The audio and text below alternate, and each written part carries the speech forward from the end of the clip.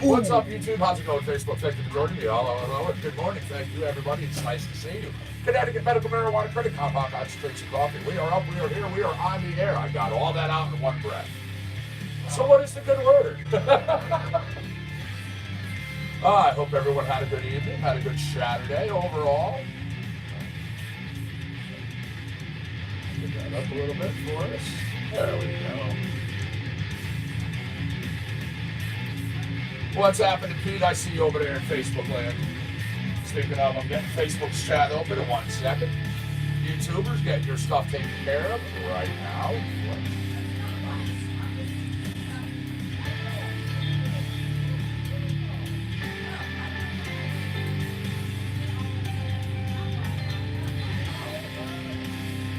There's that. Thank you for the thumbs up already, YouTubers. I appreciate it.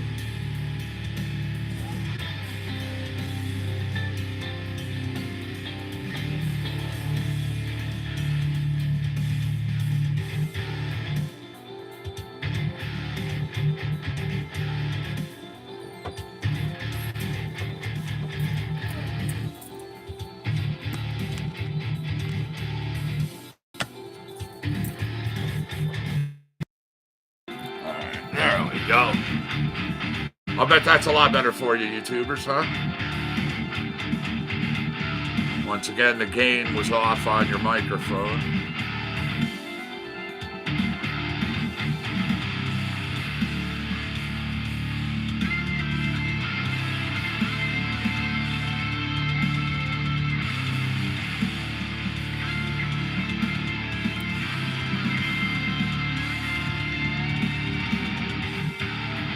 Facebookers, what is up? What is up? How we doing out there?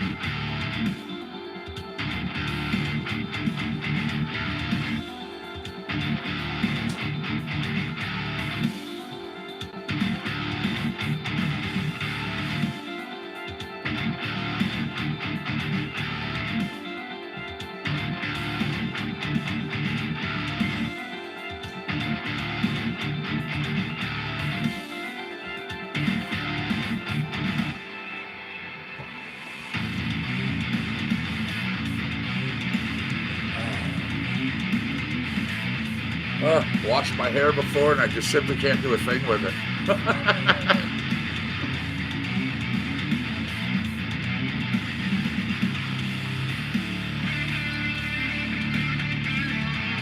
What's up, Steven? How are you, friend? Thanks for joining us in Facebook land. Good morning.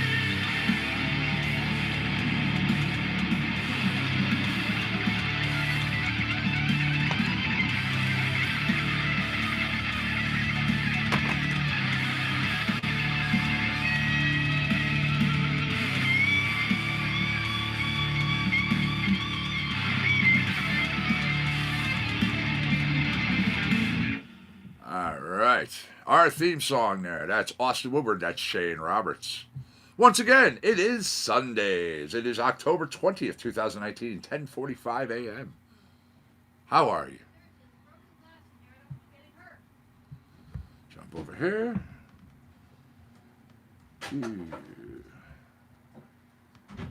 Go over here. This is Diamond Cutter, Lyle Workman.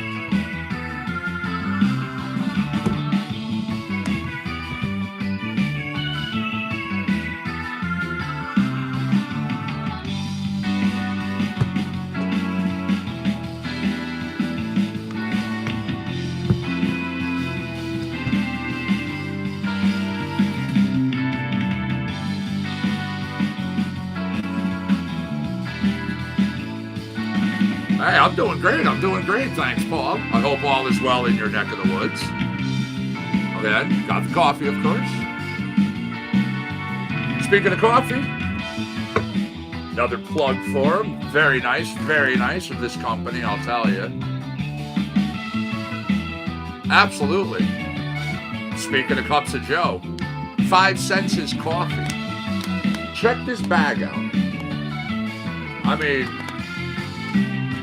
it's... Listen.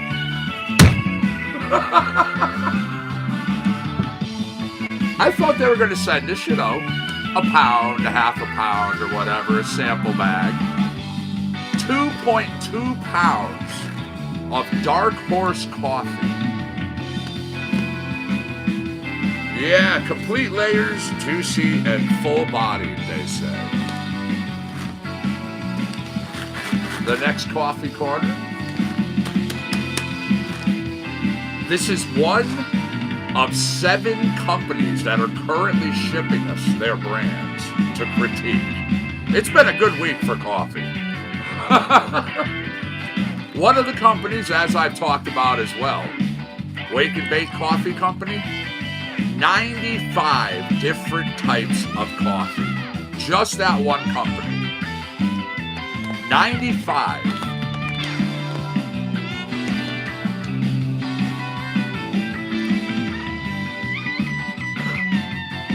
Yeah, wow, I'm telling you, I know.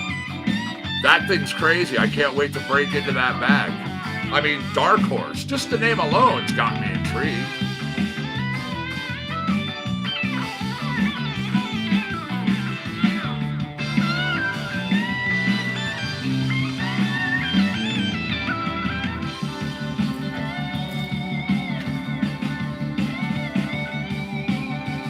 How are you? How are you? Thanks for joining us over here at YouTube.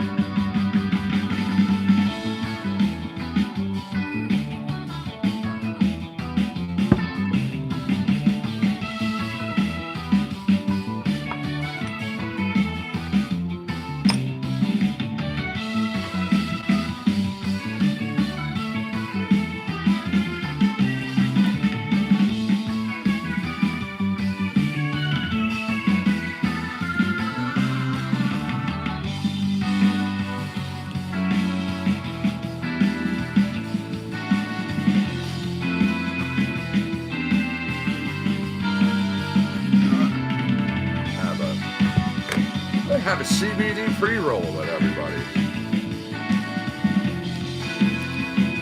And again, plug for my buddy's company. If you're interested, you smoke CBD, you take CBD one way, shape, or form. All right, 28 CBD pre-roll, real nice, good size joints. Available in 49 states.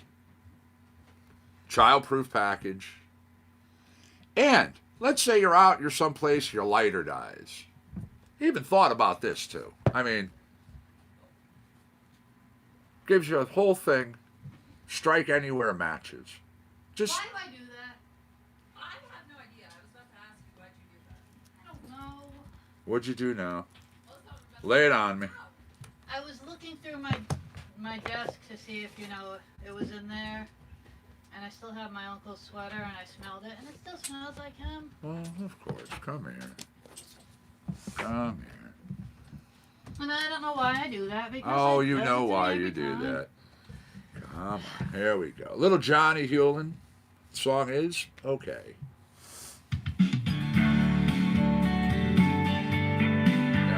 It still smells like him, though. I know.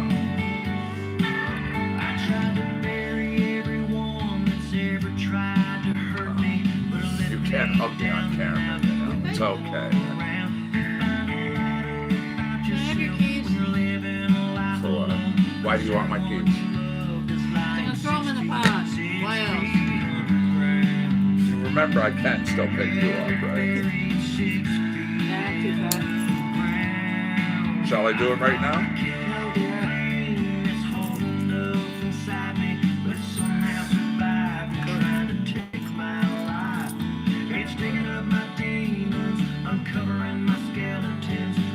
my fault. I shouldn't have done it. Oh, Wow. stop. What are you looking for?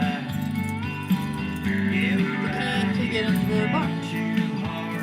You only have I like have 90 pointed. keys. Yes, but I pointed this out to you all, honestly.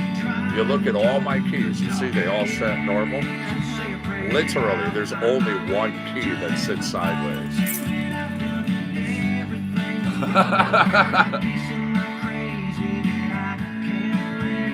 So what's on everyone's agenda for today? What do you got going on? Anything good? Fun, exciting, a little thrilling, or stupendous, adventurous?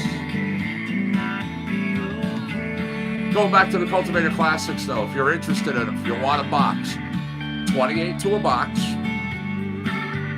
It's only $80 for the box, and I'll put you in direct contact with the individual.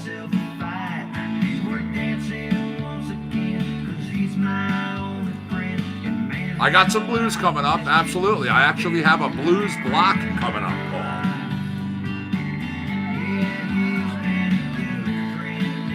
Yeah, you need to call on that and find out what's going on if you go up there and it's still not on.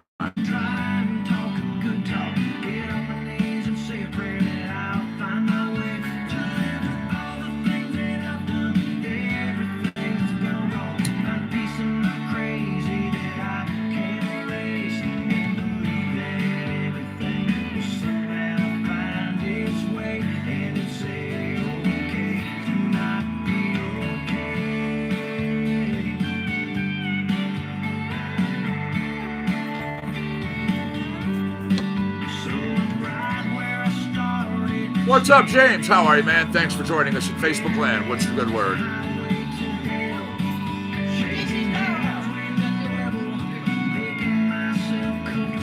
That would be 3. And, well, yeah, whatever. What is JC's Power Hour going on the air? Because you're walking out the door at 10:54. I got a few minutes. I literally just got up for a second. Grab the flashlight. I was going to say, just in case. It's going to be dark up there. Yeah, we'll literally be back there. We're just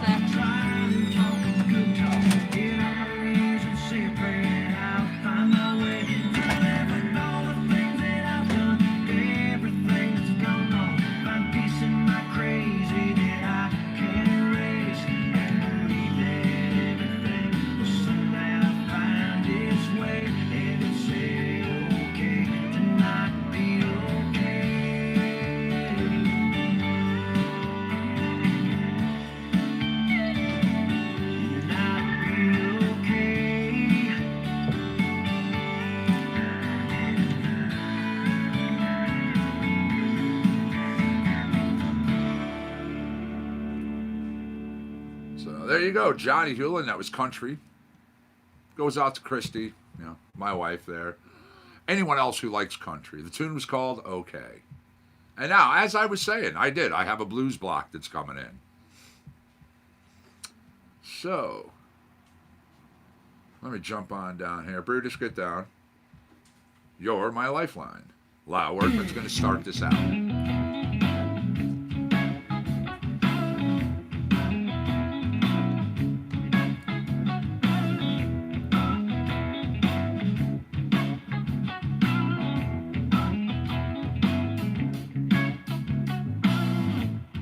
Got the team playing the Dolphins today. Got some good games going on in the NFL.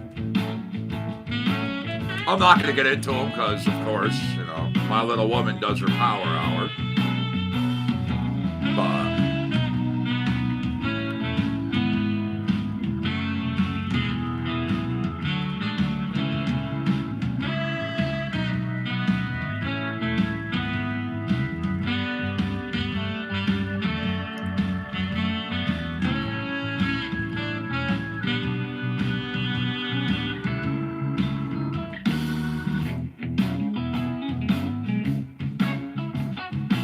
oh, absolutely. What's up, Mitchell? How are you, my friend? Nice to see you in Facebook land. We have quite a few tunes that I call the lost Stevie Ray Vaughan tracks. We have the lost, lost Stevie Ray Vaughan, Lost Blues Brothers, Lost P-Funk, some Parliament Funkadelic tracks, some Lost Bootsy Collins tracks, some Lost Steely Dan tracks, some Lost Van Hagar tracks. Yeah, there's quite a few.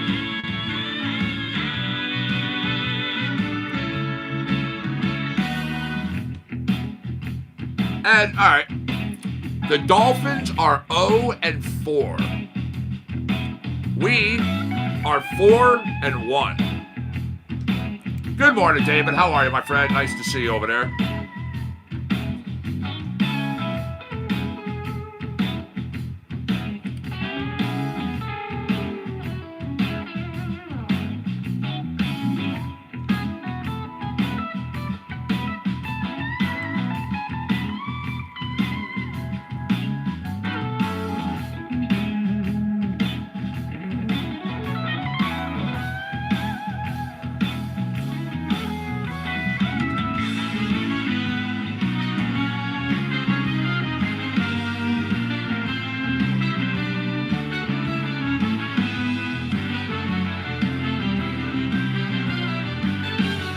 Thank you for the like of Compound Concentrates and Coffee. I appreciate it.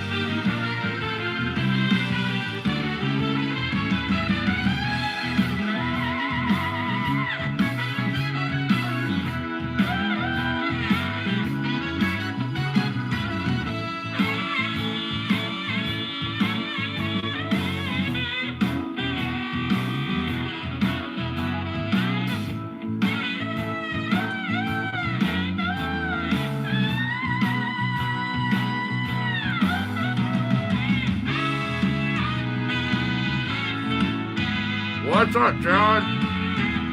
How are you, man? Nice to see you in Facebook land. Thanks for joining us today.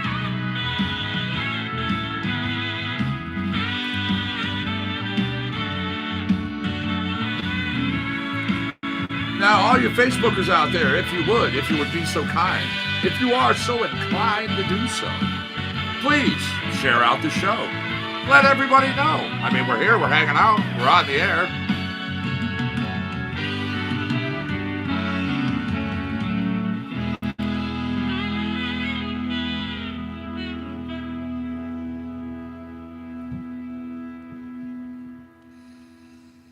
All right, here we go. Sunshine, Sweet Sunshine. Trout recording.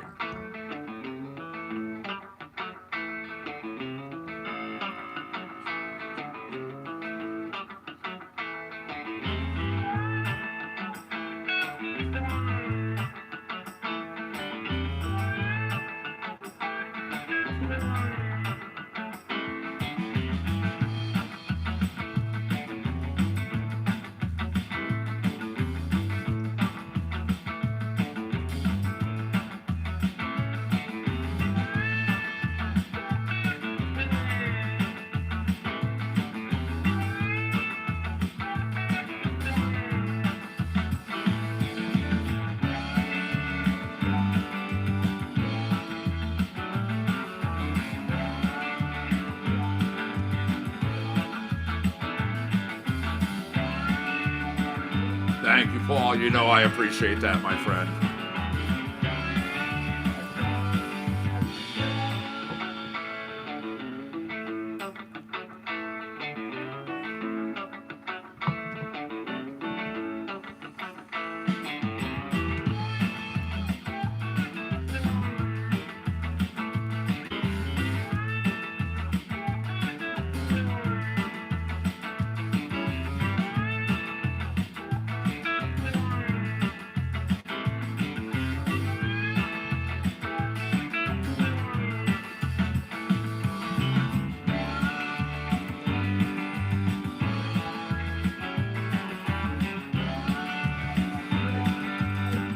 Toy.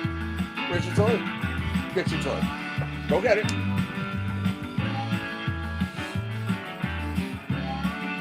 Where is your toy? Go get it.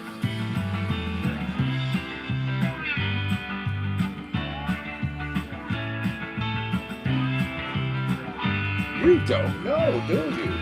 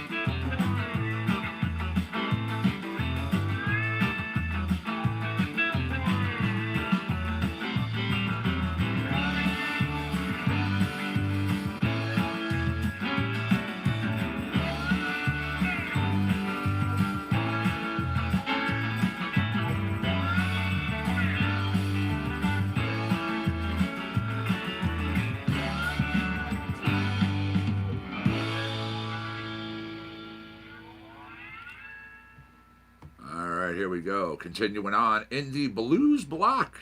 This is, let's see, Sunday Morning Blues. I think that's perfect, right?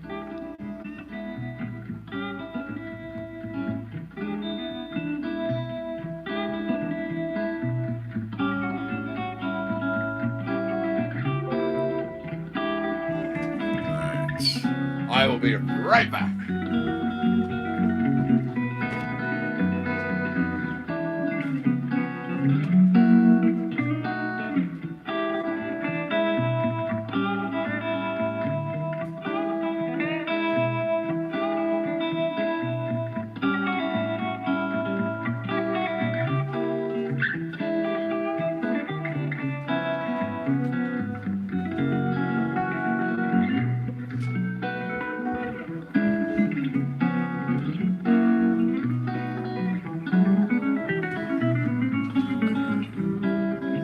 All right.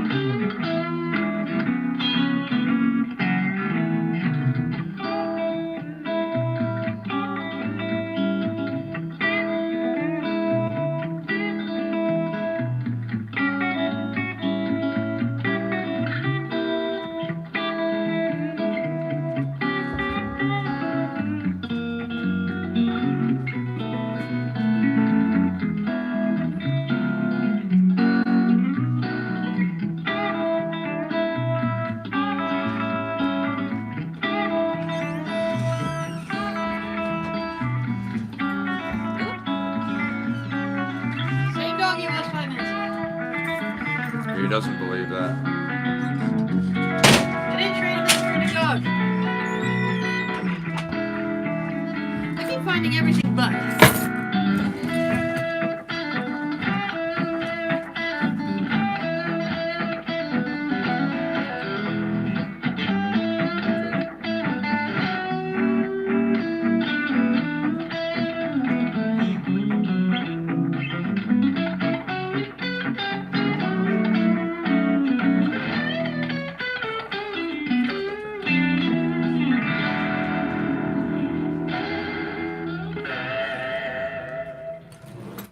All right.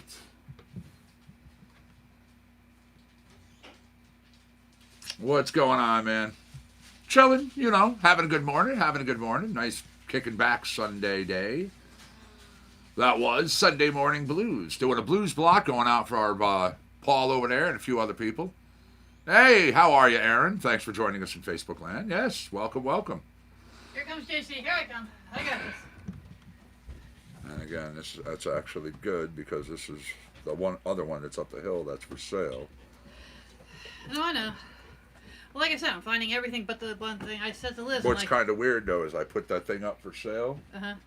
This is, well, it's close to it though. I've had it 10 years. I didn't realize that. Thank you. Ow, that was my boob. You know what? Put that up there with my other car things. Keep all my cars stuck together. All right, all. I'm going to stop by to say hi. Hey, I appreciate it. Hi. I'm going to be jumping off here. You know the routine. On Sundays, I could give you an hour with my wife. You have a little fun in the JC's Power Hour. She has a lot of football, a lot of other things to talk about. I don't know. Do we have any Antonio Brown stories this week? Sheesh! There has been nothing. There shan't be nothing. I just brought it up, so There is nothing. within this next hour, there's going to be like a breaking story. You watch. There's nothing. You watch. Nothing. Next hour. Excuse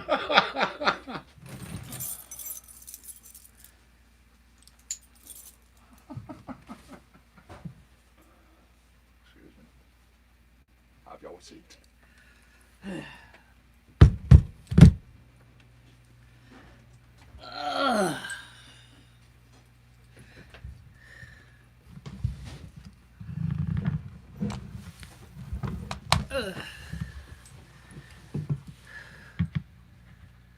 Boof.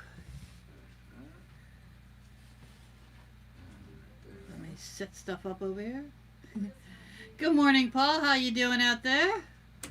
Morning, everybody who is out there in Facebook and YouTube land. Just getting myself settled. For those of us who do not know, I am JC. This is JC's Power Hour. Trick or treat. Do you want something to eat? We do.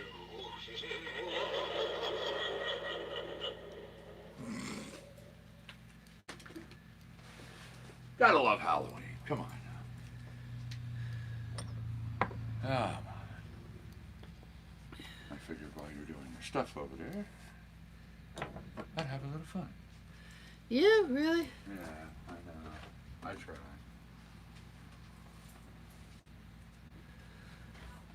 Well, hi, Joseph. How are you? Again, for those who don't know, I am JC. This is JC's Power Hour, sports talk, and more. I will talk about anything. I do love my sports. Little woman, for those who don't know. I was getting there. I always say that. You ruined my flow, man. Now, I'll tell y'all what ruined my flow. As you all know, football is my number one thing, but I'll tell you what ruined my flow. You know what ruined my flow? Congrats to the damn Houston Astros for beating my Yankees, who decided to, at the playoff time, totally suck. So, congrats, Astros. But the World Series is set, and the Yankees are not in it. Ah! Oh well. Yeah. You don't love a team only when they win. You love a team no matter what, even when they're idiots.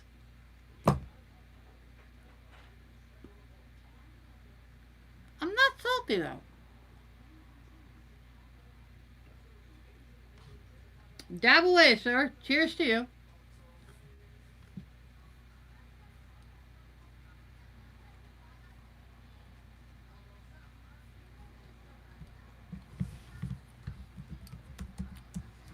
So before I get into anything major, how are we all doing? Are there any of the Yankee fans out there who are crying today? Because, you know, I'm a little upset. Not gonna lie.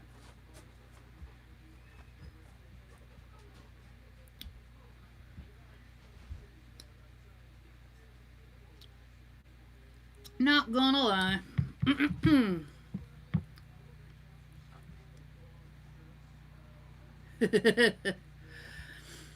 Although, I have... How about them Pats? Poof to them Pats. Poof, I say!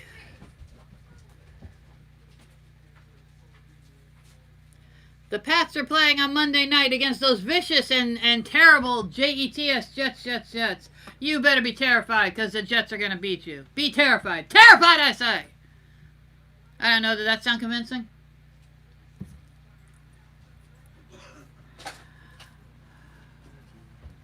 Although I have my bookie bet of the week, but I'm gonna wait until somebody's out of the room.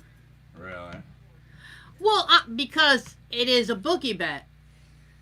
It is the definition of a bookie bet. If somehow the Dolphins beat your strong playing Bills. 0-4, 4-1. That's why it's a bookie bet, and you're home. Remember, the bookie bet is in honor of my father, who, the home team should always win, blah, blah, blah, blah, blah. So every week, I do, the long shot of the week in the bookie bet. Seriously? Come on, finish it up.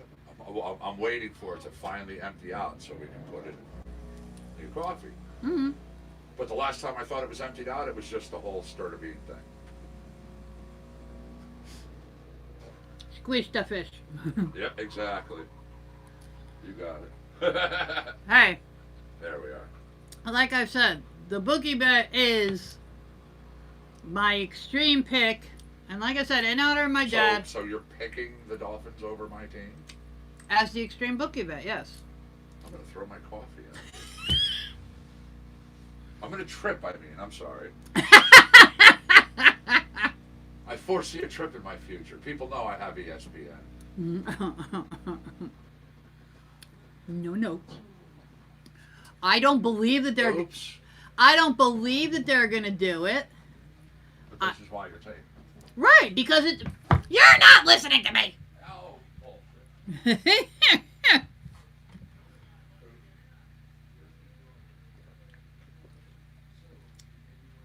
For the record, ladies and gentlemen, if somehow the Dolphins do beat him, I am going to get blamed, so I will not be here next week because I will have run away to China. Just throwing that out there.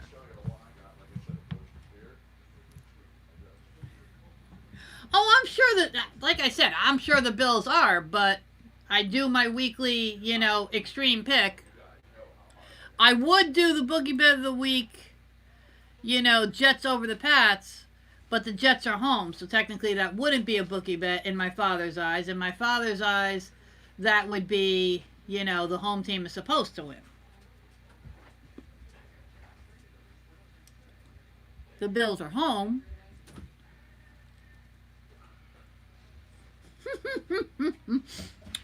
Joseph said, don't give the Bills bad vibes.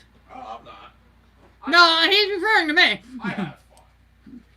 No, he's referring to me, I'm sure.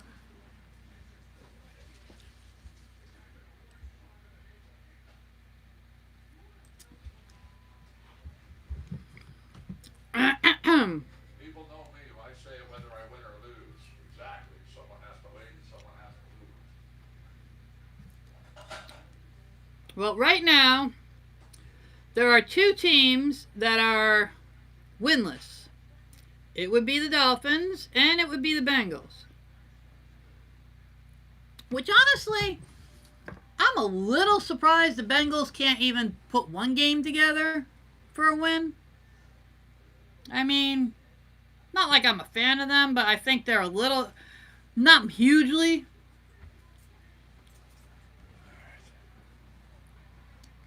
And I'm not there's a couple of other people who are predicting that the Jets are going to stun the Patriots on Monday. Pick a laptop to give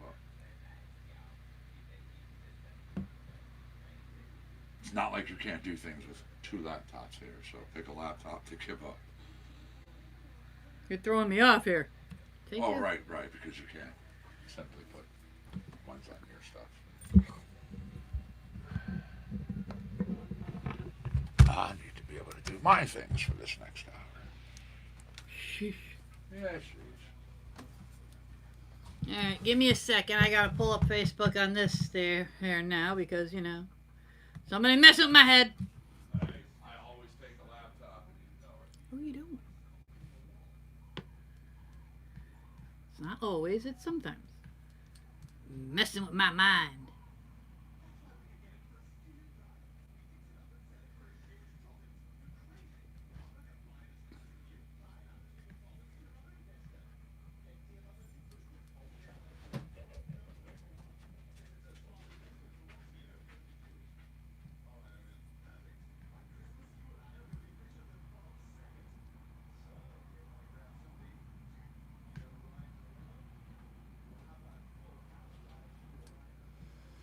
David, you're an Eagles fan out there, eh?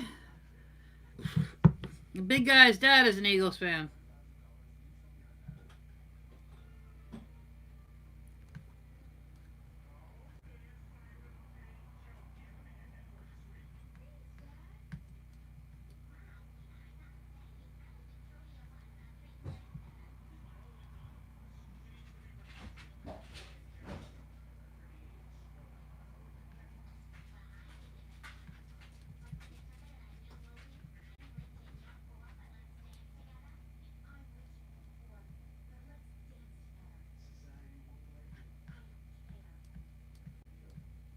Okay, I think I got this.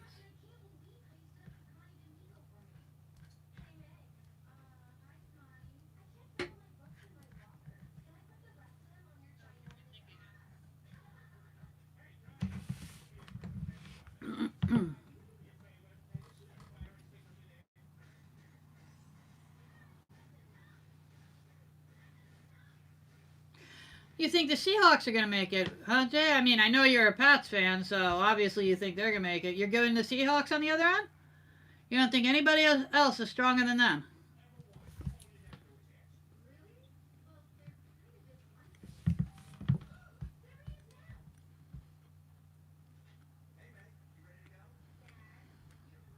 I mean, I don't know.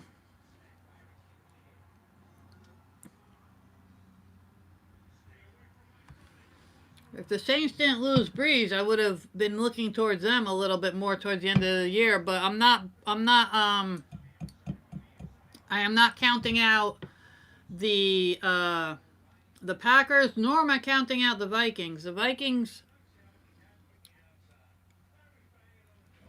have stumbled a couple of times, but they actually seem to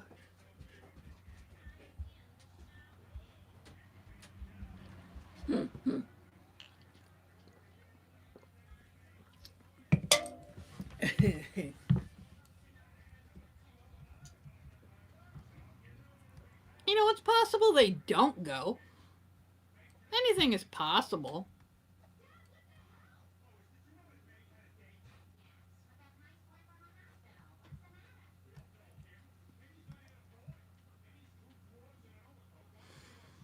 You know, there are some people that, like I said, there are some people who are trying to take the bold prediction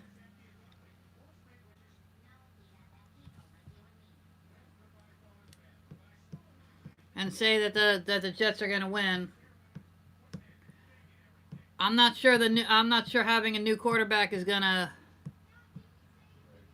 you know, make that much of a change.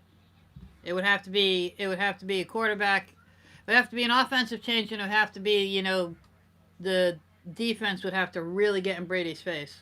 And I'm not sure they're prepared for that.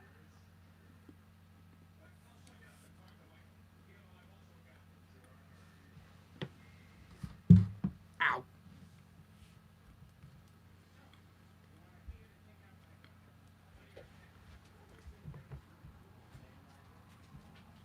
But one way or another, we do have some decent games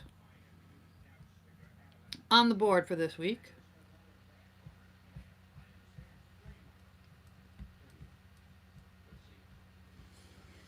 And as I said, in the world of baseball, guess what? Yankees disappointed me. I'm sorry, I'm still a little salty about that. They were playing so strong, like the last month and a half of the season, and just, I mean, they really had to do the thing. They really had to do the thing.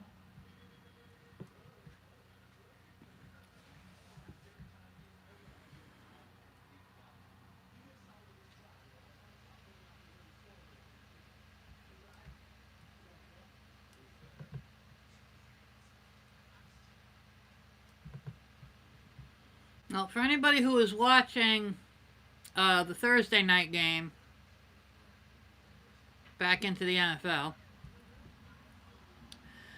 did anybody see Patrick Mahomes go down?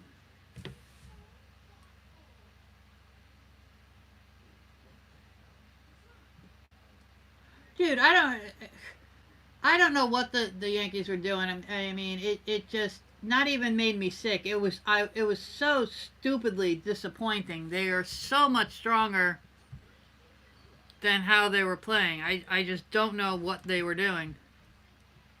I really don't. I mean, you want to talk about ice cold bats. They could, I really, I was talking with a friend of mine at work, and I really think, he and I both agreed.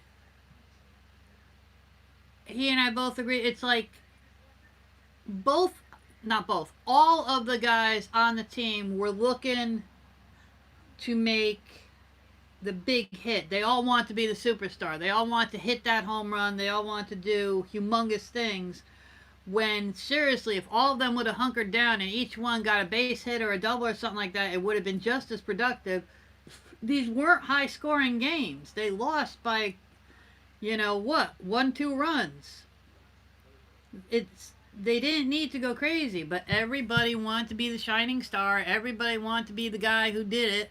Everybody, it just, the damn egos got in the way yet again. Here's a shocker. It's the downside of talented guys, and I say this a bazillion times. You have all these talented guys, and they all want to be the thing, and I'm gonna bring it back to coaching. You have to try to keep your guys, I don't want to say in line, but back to the extreme basics. It's a team sport. There's no I in team, blah blah blah blah. We've heard it since we were little kids, but you know what? There is a fundamental thing to it there. You're either all going to win together or you're all going to lose together. Sure, somebody can make a big play, somebody could hit that home run at a good time, but if you're not all playing and all on point, you're all going to lose. Morning, Pete. How you doing over there in Facebook land? Come and join me in the sadness of the Yankees' loss. How?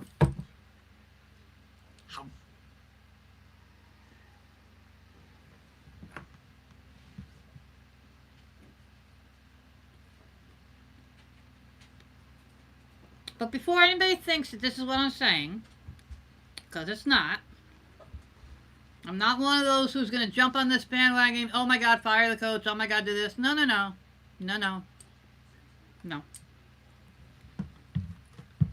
I believe that a lot of people jump on the fire the coach bandwagon way too easily.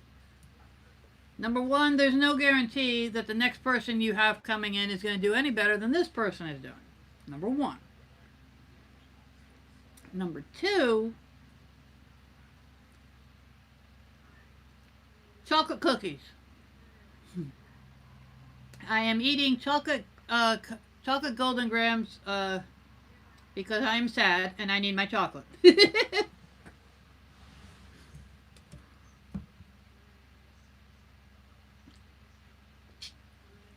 And of course, Pepsi, the breakfast of champions. I can't eat first thing in the morning. They're very good.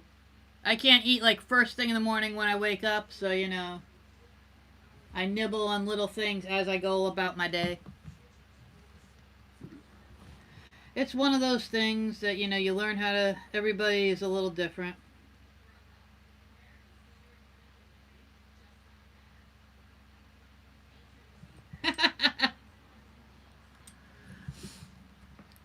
Well, I expect most teams, when they lose their shining star quarterback, most teams have at least a couple of years where they suck. But there have been almost seamless transitions, like when Joe Montana retired and Steve Young came in.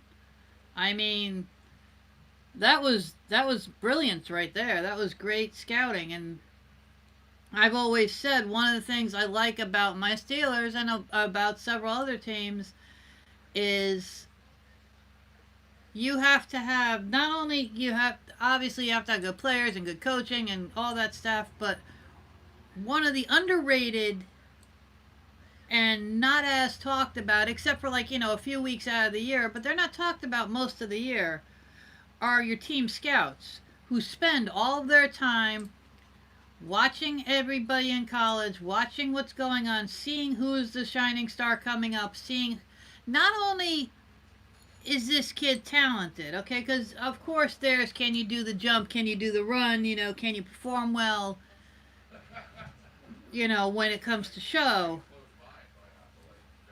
They talk with these guys. They know these guys. There is an X factor. Can this guy fit in with my team? And people underrate that X factor. They don't realize how much it helps to have a scout who could see yes or no, this guy is going to fit on our kind of team, with our kind of coaching, with our kind of play.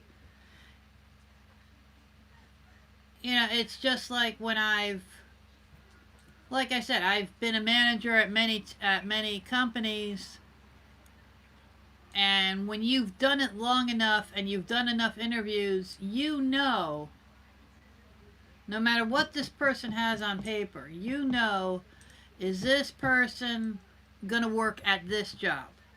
Skill level aside. Some people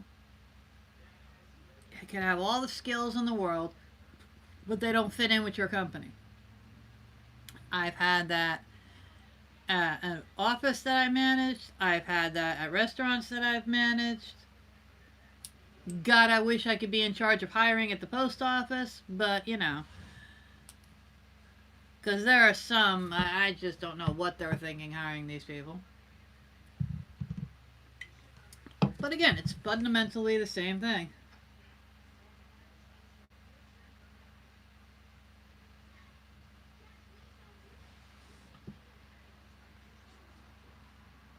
Well, no, you can't sweat the small stuff.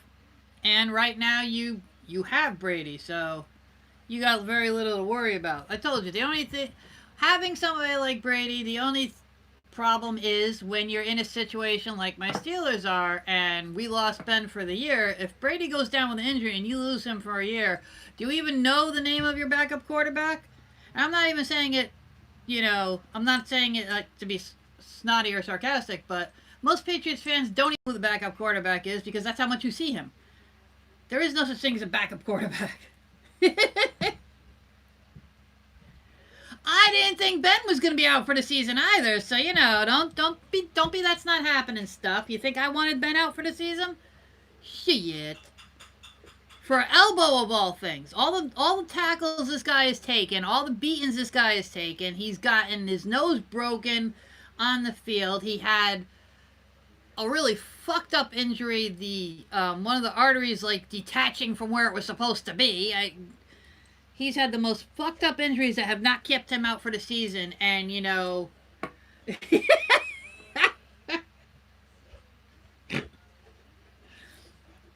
realize, Jay, I'm picturing you in your chair with your fingers in your ears as you do that la la la la la.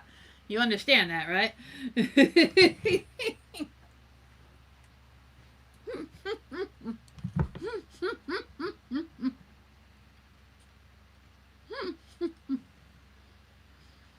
I never speak bad juju. I speak good juju. Juju Smith-Schuster. Ha ha! See what I did there? Ha ha ha ha. Come on, that was funny. That was funny.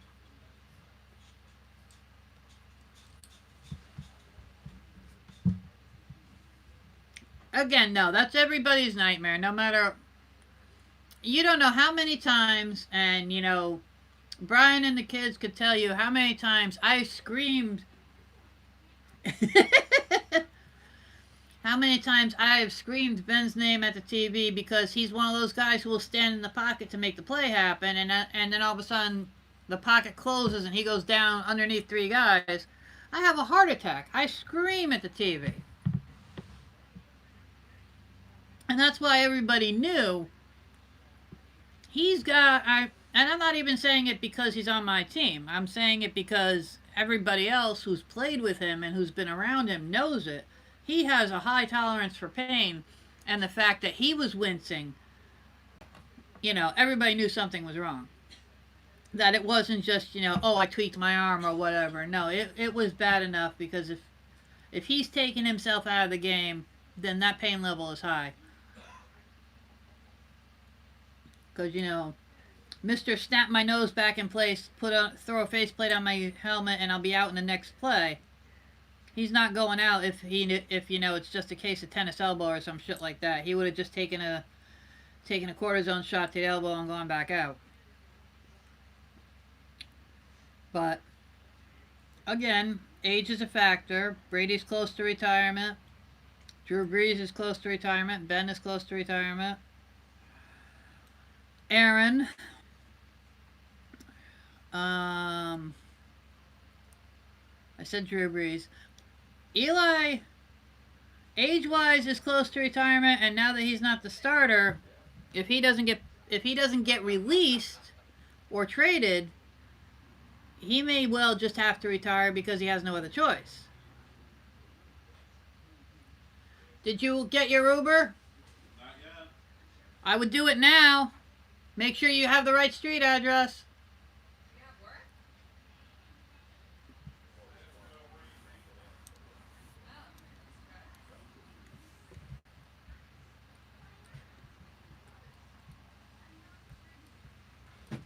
Don't mind me doing the, you know, annoying mommy nag thing.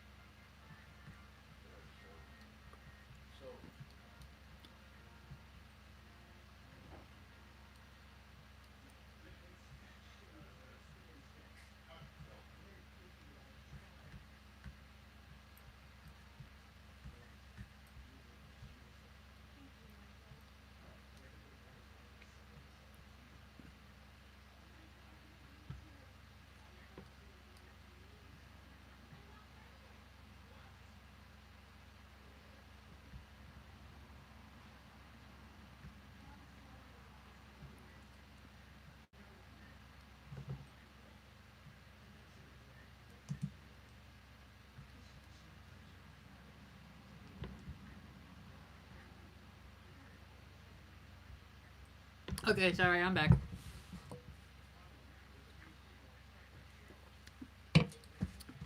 But anywho, going back to quarterbacks, there's an awful lot of names that we recognize that are going to be gone soon.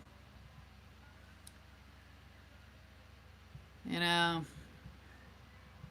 Patrick Mahomes, like I said, he was going to be one of the newest names, and unfortunately for him, he's starting to remind me of some of these guys that, you know, are injury prone. And he may not have the longevity career that he's hoping for. They're saying he might be back in about 3 weeks. Nothing is as bad as they thought. You know, it was a dislocated kneecap and a high ankle sprain, but number one, did anybody see the little shift of his knee? I mean, yeah. Anybody else's knee hurt when you see that? It's just like, ooh, ow.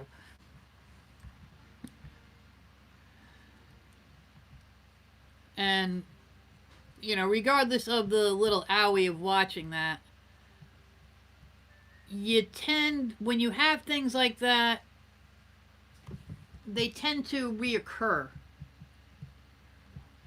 I mean, they're saying 3 weeks. I think they're pushing him. I mean, I think they want him back because they don't have a strong backup. And I honestly think if he comes back in 3 weeks, you know, he's going to re-injure it, and he may do, like, bad...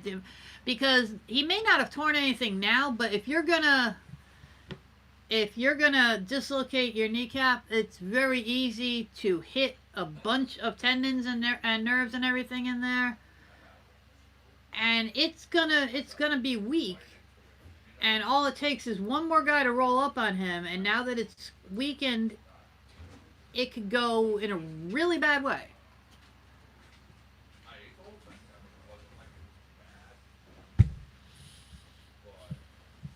I mean, I said it a few weeks ago. This is a bad year for quarterbacks. I mean, they're dropping left and right. Honestly, I think Andrew Luck kind of set the pace because he had to retire from injury, and it just got worse from there. But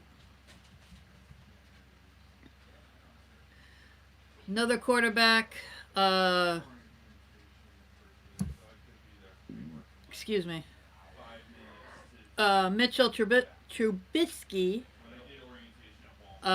He hurt his shoulder, but he's expected to play. If memory serves, it's you know.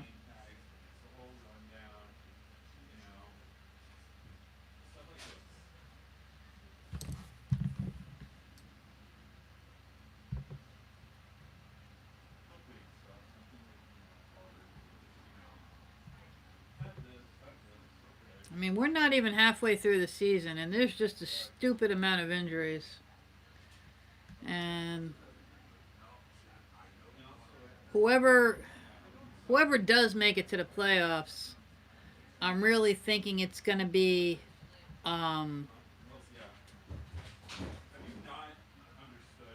it's going to be the team with the least injuries, because it's just getting bad. We're losing runners. We're losing.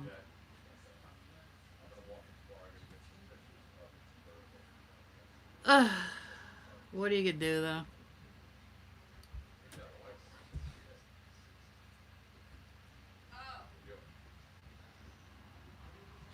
Oh, here's a story that I saw the other day, and I forgot to mention it.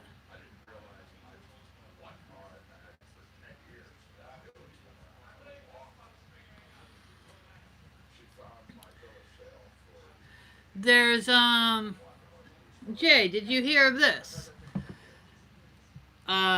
Your quarterback did a cameo in a Netflix series, which some people are saying he was taking a shot at the owner.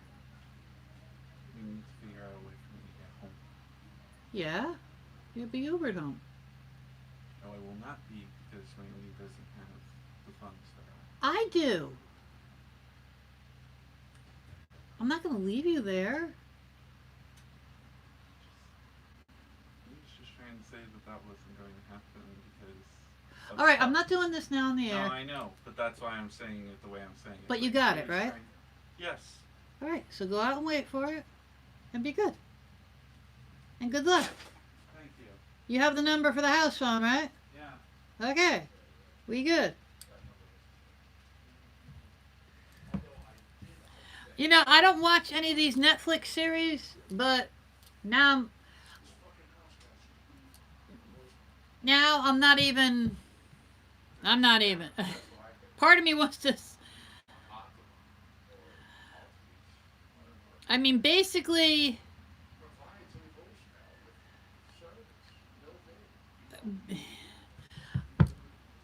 it I don't know. I mean, you say that you hope so, Jay, but I mean, you really want him and the owner pissed off? I mean, you know,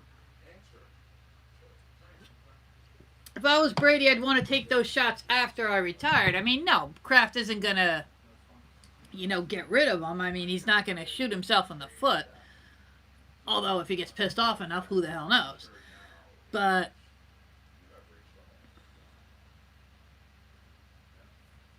you know, basically, you know, it was in his cameo. He's walking out of what's called the Top Happy Spa in a strip mall, and you know, he's saying that, you know, it was there. You know, he was basically be good.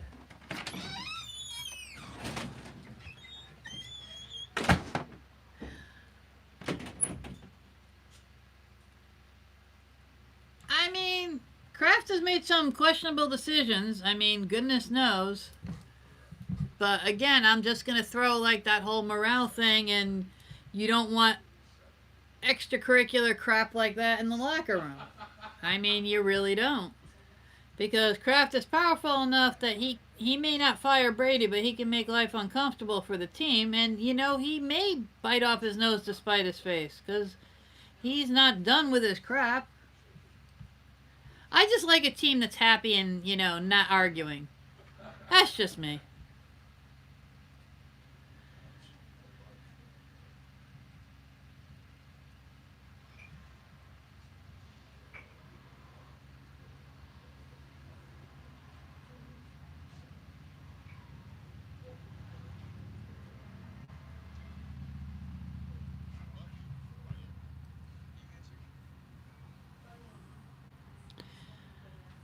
You know, there's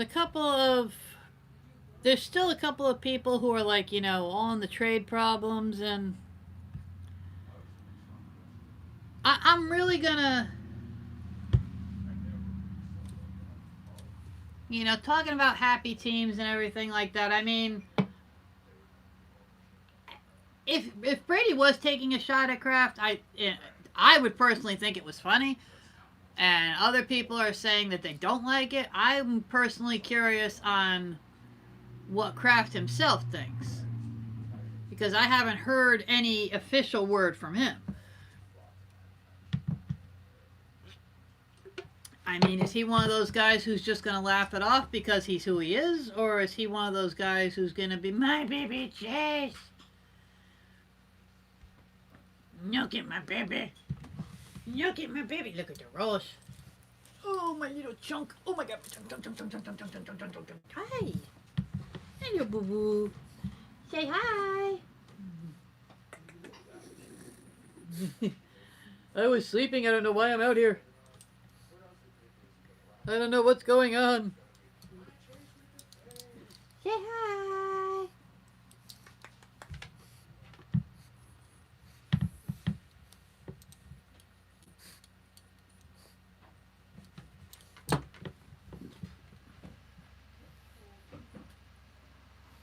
Well, I agree with that, Pete. I mean, I do agree with that but honestly, we don't know all the business end of it, and Connecticut is just not a good place for certain things. I mean, I could see Connecticut being an asshole about, you know, working with, I mean, when was the last major sports team we had here? Was the Whalers, and they're gone. Right now, I don't think there's any place in Hartford that could support a stadium the size of Gillette Stadium with parking and everything like that. I don't see it. I gotta run up the hill to take some photos. Go right ahead. Howdy, y'all. Go Buffalo Bills. I'm leaving if they lose. I'm not lying about that. If my mouth opening my mouth screwed them up, you watch me not. Me and Chase, man, we're gonna hit the road like two hobos. Just gonna take off, ride the rails. Little backpack on you. A little backpack and a harness. How's that sound? Mwah, my little man. I mean, I would like bigger and better things in Connecticut. I really would. But number one, Connecticut, I mean, I was going to say Connecticut is small, not like Massachusetts is much bigger. But I really think it was part of the town officials in Massachusetts giving him a better deal. And honestly, the way the construction in Connecticut is,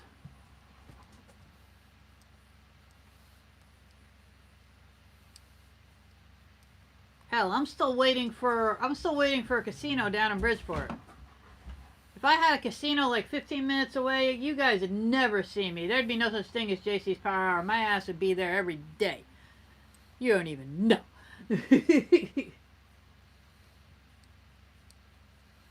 Joseph called you a nugget. Joseph called you a nugget. Whoop up! I am not a nugget. I like nuggets though.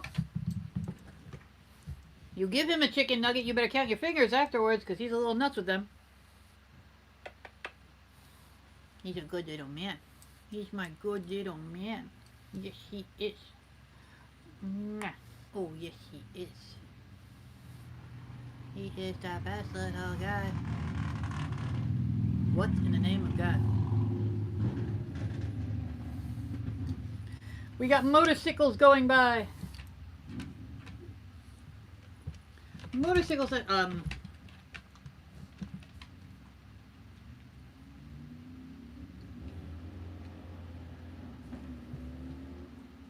nobody tell on me, because he's not sitting on the table. He's totally not sitting on the table. This is an illusion.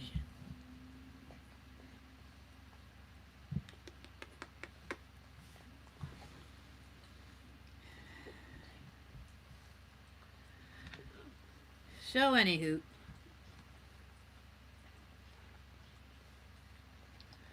leave us get back to the games of the week.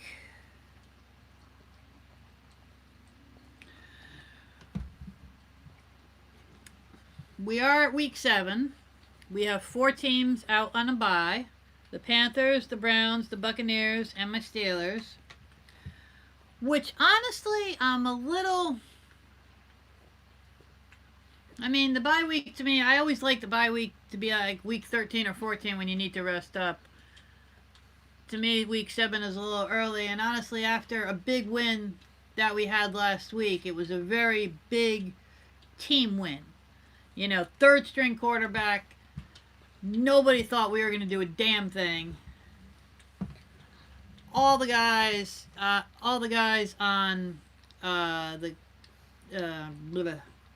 on NBC Sports, except for Coach Dungy. He was the only one who gave my Steelers props. They were going to pull it through, and they did. See? He was a smart man. That's why he was one of the best coaches around. Smart guy. Part of me doesn't want to lose that momentum, you know what I mean? I mean, it was a really great team win. The defense, the special teams, they were all putting points on the board. They were all giving, Duck the comfort zone he needed so that, he could work the rust off, he could get going. He took a big chance. He threw, downfield. When he had like a nice comfortable lead, you gotta give the kid a chance to make plays like that. And it's much better to take a shot when you have that lead than when you don't have the lead and you're desperate. Take the chance now, figure it out. Figure out how to do it, figure out how to read downfield. And that's the confidence that the kid had, and that's the confidence that the team gave him. So we're going to have that week off. Okay. Fine. Be that way.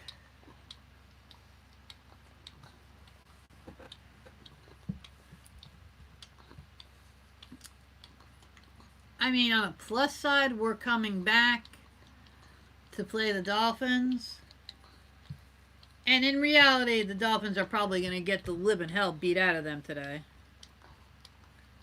Unless somehow I did, screw up their mojo. But they're still my bookie bet of the week, because remember what my bookie bet of the week is. It's the absolute ridiculous, this shouldn't happen, but if it does, it's totally a bookie bet. According to my dad. Because that's how my dad is. Every home team should win. Really doesn't work like that, though. He and I had this discussion many times. Let's go with the 1 o'clock games today. We have a very strong 5-0 San Francisco Niners against a very weak 1-5 Washington Redskins. Again, that was a bookie bet contender, but the Skins are home. And honestly, Washington can barely put points on the board. So that's not even a bookie bet. That's a miracle from God. So I don't see that happening. Arizona at 2-3-1 are going against the Giants, who are 2-4. The Giants need to figure something out. We benched Eli. Put in their new guy.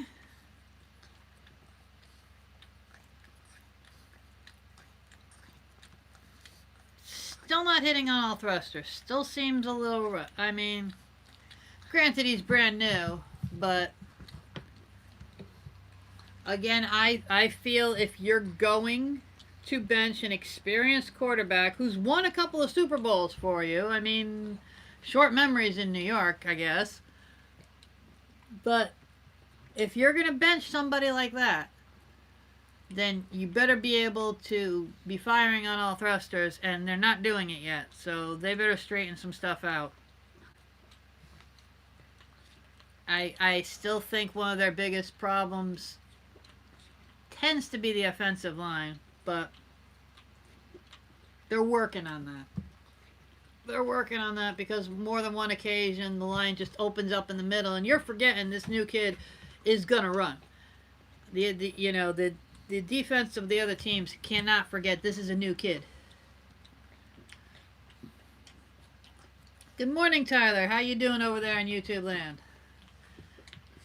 This is JC's Power Hour. Do not fret and panic if you are looking for Brian. He's going to be back in, I would say, between 10 and 15 minutes. You are coming towards the end of the Power Hour with JC and Chase. And no, Chase is not on the table. He is not on the table. He is floating. He's not on the table. I would never do something like that. Never ever. He's not on the table. Because I don't spoil my dog. Never in a million years have I ever spoiled my dog. If anybody believes that. Okay. Houston, Texas for Texans 4-2 against the 3-2 Colts. This one I kind of predict to be a high-scoring game on both ends.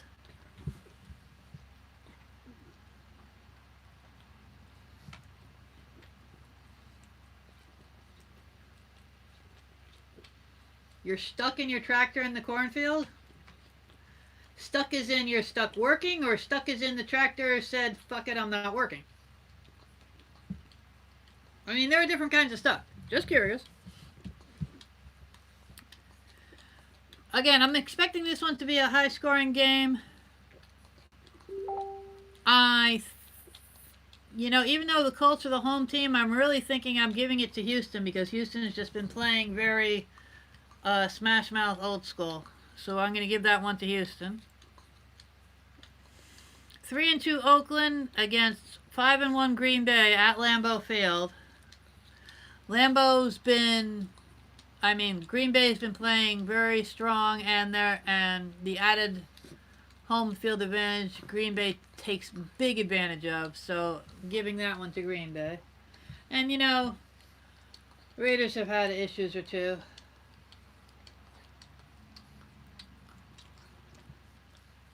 Oh, well, that's a pain in the neck. Have you tried going sideways? No, sorry. Yes, that's me being sarcastic. That does suck, but as long as you got another guy out there gonna help you out, I mean, we all help each other.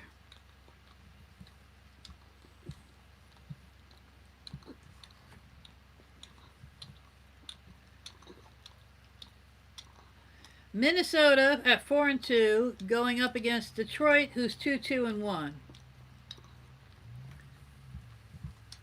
Unless they really screw up for God knows what reason, I am all over the Vikings taking the Lions on this one.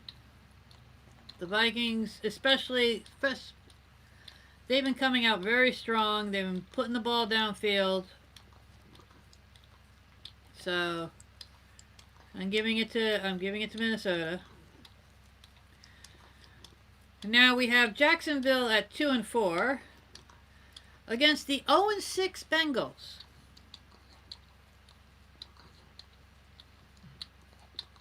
I'm giving this to the Bengals, believe it or not. You're not wrong, Pete. The NFC East is a disaster. You're not wrong. You're not wrong. A couple of divisions are a disaster. To be honest, my division is a disaster. Anything with the Ravens in first place is a disaster to me, but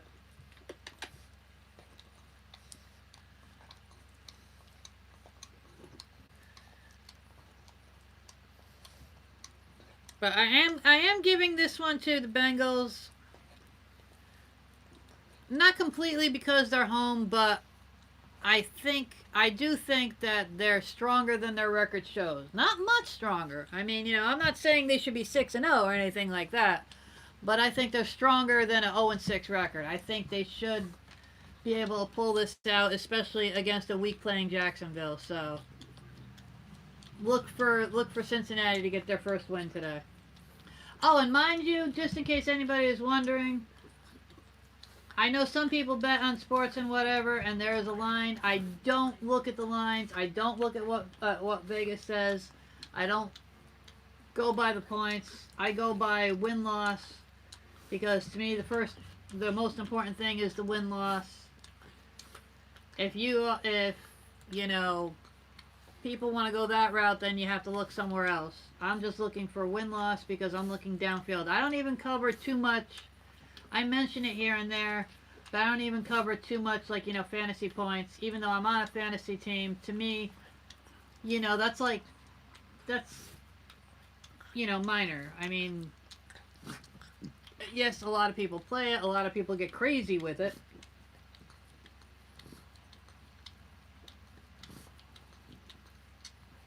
No, you're right. I was shocked that the Jets beat them last week, Todd. I really was.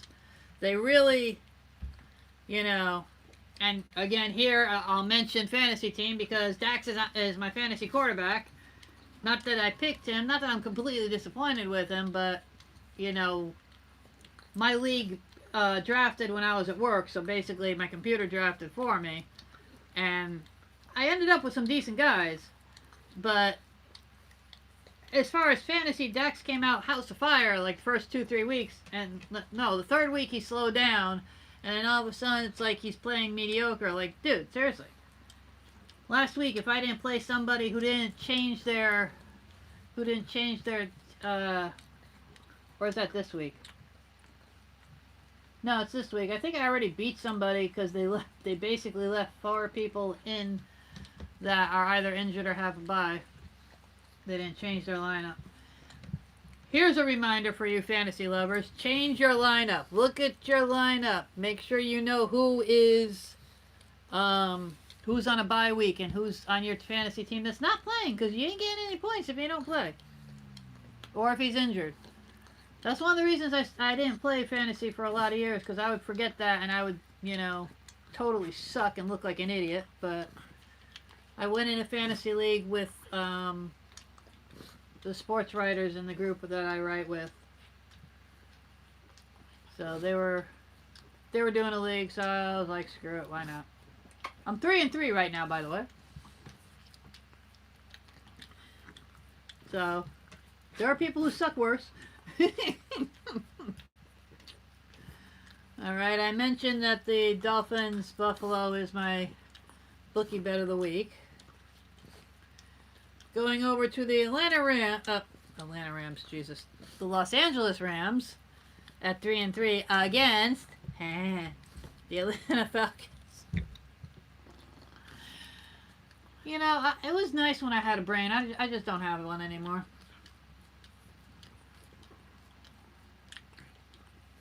Atlanta's been plagued by problems, and even though the Rams are 3-3, they're still playing a lot tougher and a lot more physical than I think Atlanta can put up with. So I don't see Atlanta getting their second win today, so I'm going to go with the Rams. Los Angeles Chargers against the Tennessee Titans, both of which are 2-4. The Chargers have to still be stinging from the beating that my guys gave them. Both teams are only 2-4, but I really think that the Chargers went into last week very overconfident and not preparing themselves well. So this is going to be a harder one to call because they're going to go one of two ways. They are going to be pissed off that they lost a game at home that everybody thought they should have won, and that there were enough Steelers fans there that in a well-meaning but badly executed, the people who run the board and play the music for the teams and everything, they thought it would be funny to play the beginning of Renegade, which is basically the adopted anthem of the Steelers. And they played it in the fourth quarter, which again is dumb because that's usually when the Steelers play it to fire up their defense. And yes, they did it. Their intention was to, because they played the beginning of it so that everybody knew what it was, and then they rolled it into Rick Astley's Never Gonna Give You Up because they want to Rickroll him. But here's the problem. When there's that many Steelers fans there, all they had to do was hear that song. And it didn't matter that Rick Astley was playing, because now they were singing Renegade. And to those who don't think that's a big deal, look at the interviews with some of the guys on the Chargers, because they were hearing it. Number one, they heard it on the screen, and it screwed with them. Because if you're going to do that, you got to tell the team you're going to do that. You got to be like, we're going to try to play them like that. You can't just throw that up and then be like, what the hell was this? Because that's basically what they did. And even though it rolled over to the other song, they heard the Steelers fans. And the Steelers fans were already pumped because the Steelers were doing well. And then to have that song on top of it, they weren't happy. I mean, they said that they got what they were trying to do, but they weren't happy because it backfired on them. It backfired badly. So, as I was saying, it's going to go one of two ways. They are going to be pissed off enough from last week, and they are just going to run right over Tennessee because they have something to prove. Or they're still going to be a little pissed off and shaken because even though technically where they were playing is their home field, it's not their home field. They're not until next year are they going to have... They're basically going to be like the Jets and the Giants share a stadium in New York. They're going to be sharing the stadium with the Rams. So they really don't have a home to speak of. And they even said it felt less like home because of that. It worked for me. I mean, I was amused out of my mind. Worked for me, great. It's very hard for me to say you're not on the table when you're showing your butt to everybody. I'm just going to put that out there, okay? Very hard to pretend you are not on the table when you are giving everybody a vision of your butt. I mean, he's a cute little pug butt, but no pun intended.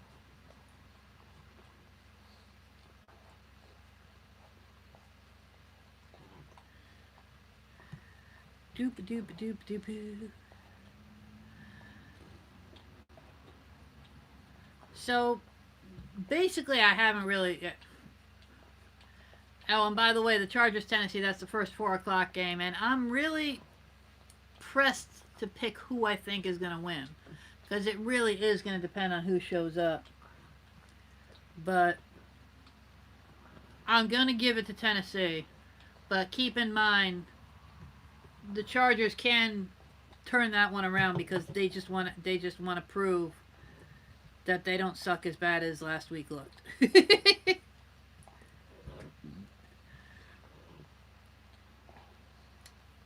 Now we have the Ratbirds, I mean the Baltimore Ravens, playing the Seattle Seahawks.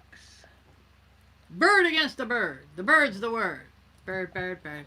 Bird is the word. Okay, I'm sorry. I probably shouldn't have done that. But, you know, I get silly sometimes.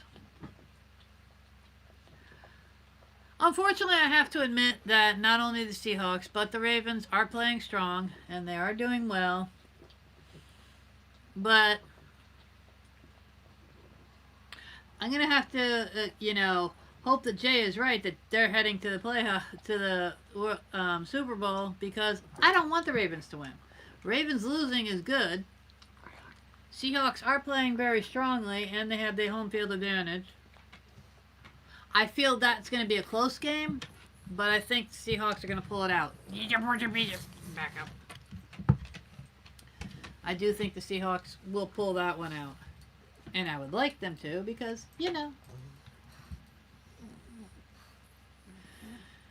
Then we have the 5-1 Saints over the 3-2 Bears. We have a second string quarterback for the Saints, Bridgewater, going up against a slightly banged up quarterback for the Bears. Now, Bridgewater's been, he stepped up and is doing very well. So it's again one of those seamless transitions. You're really, you really can't complain when the Saints are 5-1 in week 7. And I'm giving this one to the Saints because they seem to have a lot more momentum and a lot more strength. And part of me is concerned that the Bears are putting the quarterback in a little, they might have should have given him a week more. But, again, quarterbacks are a premium this year, so people are getting shoved in and pushed around and possibly pushed too hard. But giving that one to the Saints. I believe they'll be 6-1 by the end of the day. You disagree? You go with the Bears? You didn't have to burp in my face. What, you think the Bears are going to go over? I mean, you seem very adamant about that.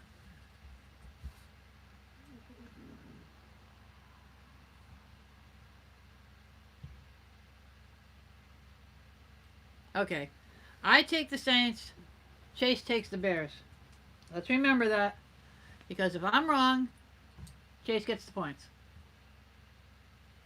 Because he really snorted at me for that one, so I think he thinks I'm wrong. The 8 o'clock game. That should be a slobber knocker. We got both teams, 3-3. The Philadelphia Eagles at the Dallas Cowboys. As you said, Tyler, I am inclined to agree. Dallas should be 5-1 by now.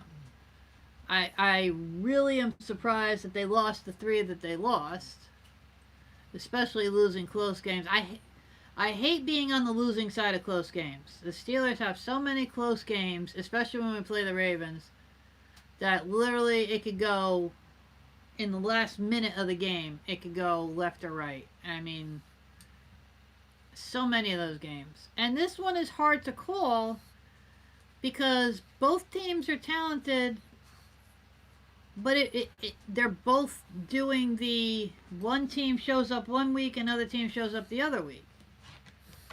They're not showing consistency. So it's hard to predict. I mean, I know my father-in-law would like the Eagles to win.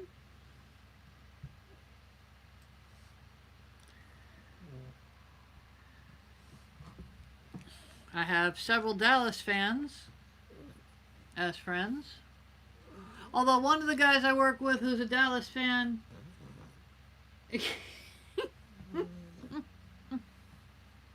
I didn't get to the Monday night game yet, Jay.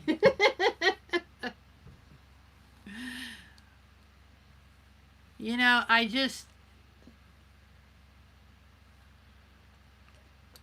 mean, is it possible to call a team that's going to tie? Because part of me really thinks that.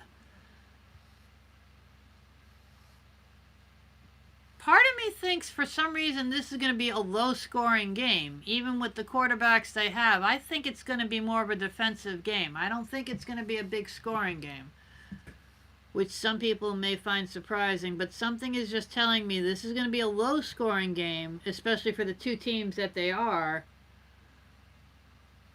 But I think Dallas is going to squeak it out. That's my call. Am I right? Am I wrong? We'll find out tonight now, won't we? But I do think Dallas is going to squeak it by in a low scoring game. Because I haven't seen much to dispute that, I guess.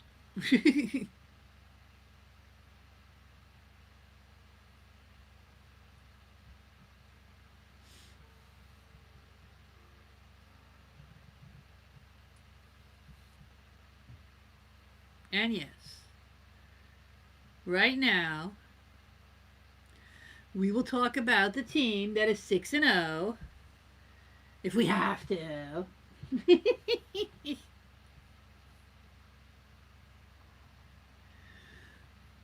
Yes, the 6-0 Patriots are taking on the little tiny itty bitty 1-4 Jets.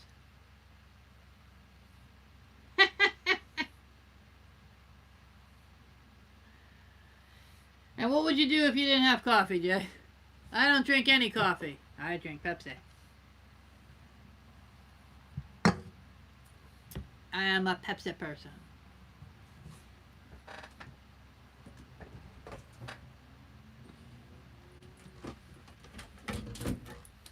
Of course, I'll also drink water. It's a bottle. It hasn't even been opened yet. Don't jump down. It's too high. Your depth perception is not good. You're not jumping from here. Okay. Oh.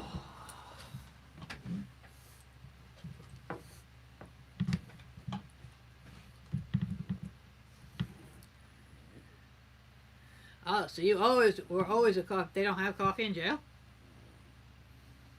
Even for meals? I mean, I don't know.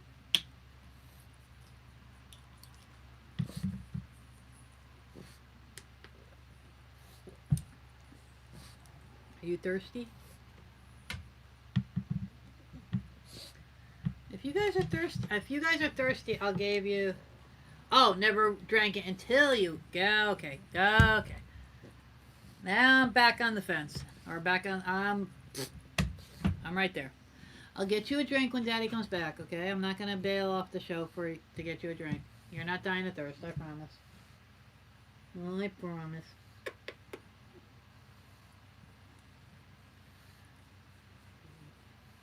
Now I'm back on the steam coach there.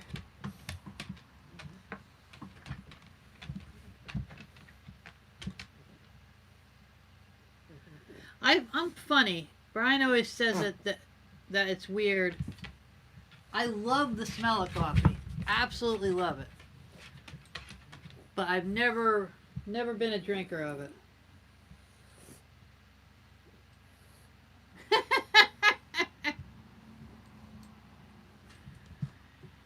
No peer pressure. Never peer pressure.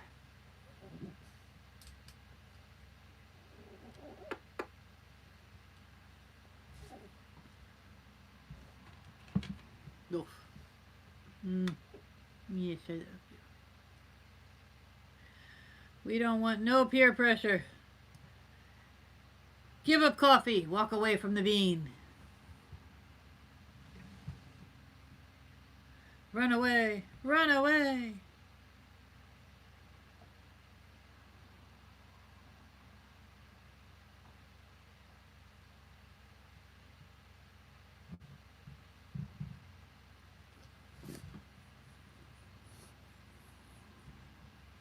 Well, my show is running over, but that's okay. You guys are stuck with me, I guess. So let's go into some of the more amusing. I don't even know if it's amusing, but like some of the other highlights of the week. You know, things that make you go, hmm.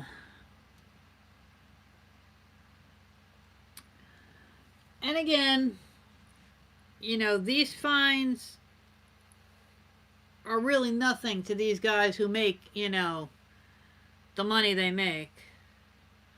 But apparently the NFL was kind of ticked off at multiple players who were criticizing the officiating in a bunch of last week's games. What?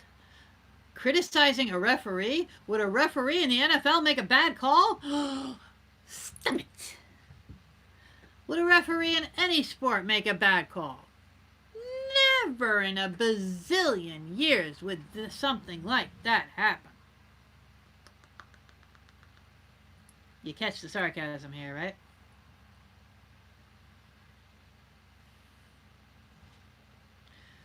Some of the people who were fined $12,500. Again, I'm wondering where they come up with some of these, you know, where they come up with the numbers, how they decide. Browns quarterback Baker Mayfield, Rams linebacker Clay Matthews, and Detroit Lions safety Tracy Walker.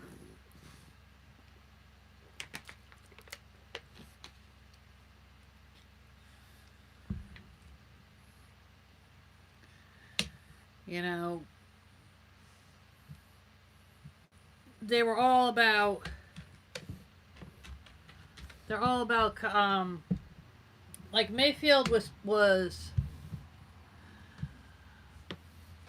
I mean, Mayfield pretty much said right in his statement as he was complaining about them, I'll probably get fined for saying it, but you know, the refs were bad. And he even said the refs. His comment was, the refs are never an excuse. Yeah, exactly, Jay. I mean, again, we don't have a complete rule book of the rules of conduct that the NFL players are supposed to follow. But I mean, seriously, is there a rule somewhere that they are not allowed to complain? I mean, it's not like he went off, you know, with a string of F-bombs and said these guys fucking suck and blah blah blah and you know, it's not like he went crazy with it.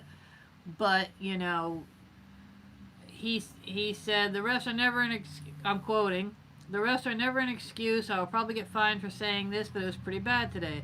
The guy is squared up with him, running at him and lowering his head into Jarvis. You know, what is Landry supposed to do? Avoid him? This is not bullfighting. I don't know. It ticks me off. That was his quote, and that was what it was. But again, where's the line in unsportsmanlike?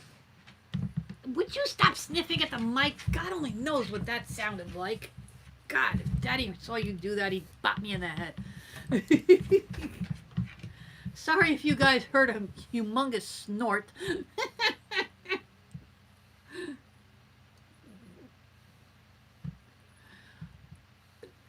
I like some of the weather games too, because that shows a real challenge, especially for the longest time.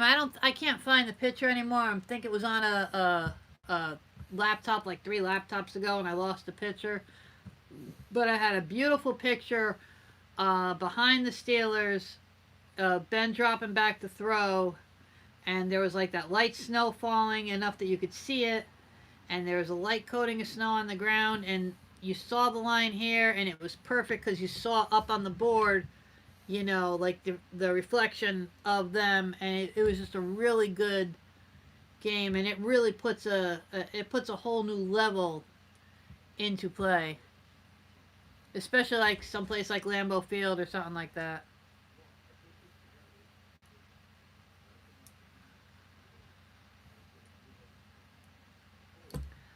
Uh, Mayfield, I'm pretty sure. I'm pretty sure when he said that it was like in the post game comments. Yes, Daddy's right outside. Relax. I'm pretty sure that was in the post game comments. Matthews uh, dropped on Twitter. He's saying the storyline for the 2019 season continues to be the refs' inability to make accurate and correct calls week in and week out. And you know, I'm not 100% sure that they're Leafs. Yeah, they're pretty Leafs too. Give me a few minutes and I will come in. I just got a bunch of shots of the 68. Cool. They're very pretty. Yeah. But I understand that I understand their frustration, because especially these guys were commenting on rough hits that were not getting called, and so of course that's gonna bring up a lot of frustration. But I'm not sure how much of that is unsportsmanlike. I mean, again, you're not cussing the guys out, you're not calling them names, you're not. You know, to me there's a fine line. I mean, are they just supposed to grin and bear it? You're not supposed to say anything? I mean, that's kind of, that's kind of like putting a gag order on something. To me, it's kind of like when they used to fine the guys for celebrating. Yeah, no, I know that's what they will call it, but they also used to call, celebrating in the end zone unsportsmanlike conduct, and I never agreed with that. I hated when they would fine the guys for celebrating, and they still do when it's excessive celebrating, and again, that's a judgment call depending on which ref throws the flag. One ref is going to let you, shake your ass 3 times, and another one's going to only let you shake it twice. And no, that's not a joke, because literally Antonio Brown years ago, before he lost his mind, got fined for twerking his ass 3 times instead of 2.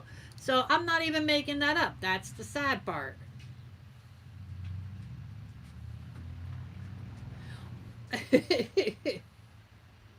You're right about that too, Pete. And I've said that, especially that's only the $12,000 fine. I've said that many times, because the guys that are fined for something that they should be fined for, like the bad hits, they're only fined like 21,000. I think it's 21,700 for like a rough hit or a bad hit.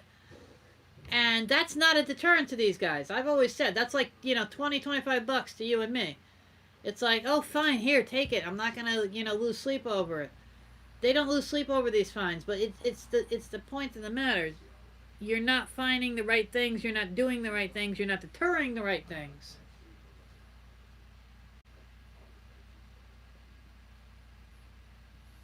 Well, hello there, boy. How are we doing today?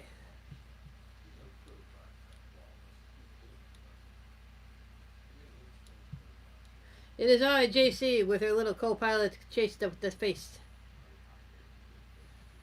Brian is going to be coming back on in just a few moments. I do hope you all have thinking caps on, because I'm not sure how much I've made you people think, but you're going to have to really think now, because the trivia challenge will be starting up, and then you'll really need to be thinking. Think-a-dink.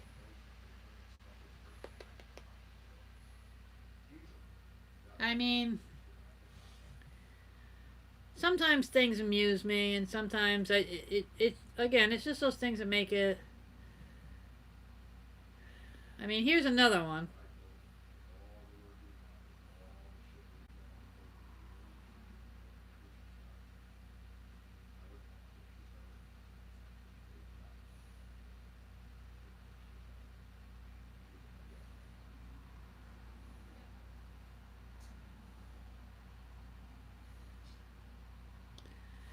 This is one that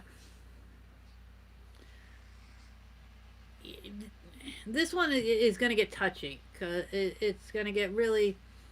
The Jets find their guard, Kalichi Osemele. Forgive me if I'm screwing up the name. God knows I'm good at that. Basically, and this kind of surprises me in the NFL because this is kind of something that I've seen happen, like, at places that I've worked. Basically, they're in a standoff on whether or not he needs surgery on his shoulder. And, he hasn't played since September 22nd. He's officially listed as doubtful. But he was informed on Friday that he'd be fined or suspended if he didn't practice Saturday, and to my knowledge, he did not. So this is blowing up into something that really surprises me in the NFL because usually they don't want to sit on injuries, and they don't pull this kind of crap. I mean, and obviously there's a dispute saying,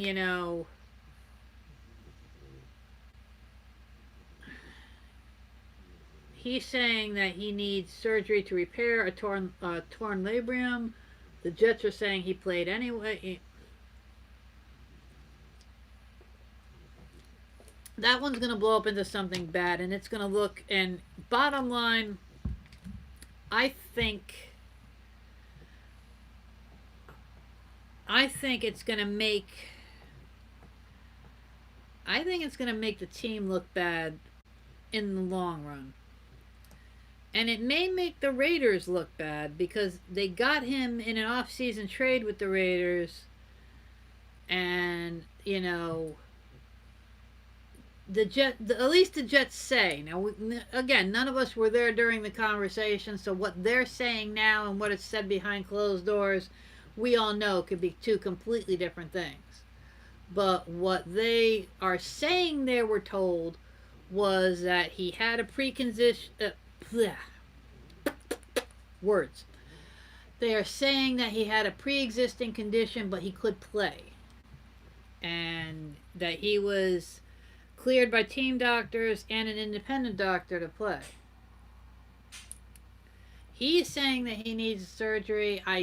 Whether he has another doctor, or I should say there is a different doctor.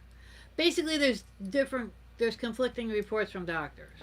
And if anybody out there has ever had surgery or has ever had an injury or even a hernia or anything like that, if you have two doctors that are conflicting, the insurance company is going to jump on the cheaper one and be like, nope, you don't need surgery. So, exactly. I'm going to say, if you're the Jets, just, if you have to, go to a third doctor. But if he's in obvious pain and he doesn't want to play because of the pain and he just wants the surgery, in my mind, the NFL could afford this. Aw, thank you, Pete. I like hearing that. It makes me feel that I'm doing something good.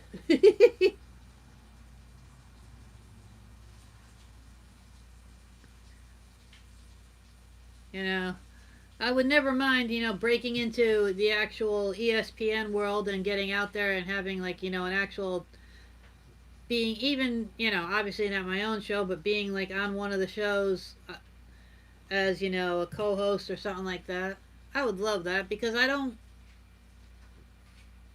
want to just speak Cam Blather. I talk about what I feel, and I don't go by statistics. I don't go by that. And I think we need a little more of that on TV. Don't you? I think we should start a petition for me to be hired. I second the motion. I second my own motion. Let's do this. Hell, I'll even take Chase, and it could be me and Chase on ESPN. Now, who would not want to see that? Right, Chase? You want to be a TV dog? In case you can't hear, he's starting to snore. He's like getting bored of my shit already and falling asleep.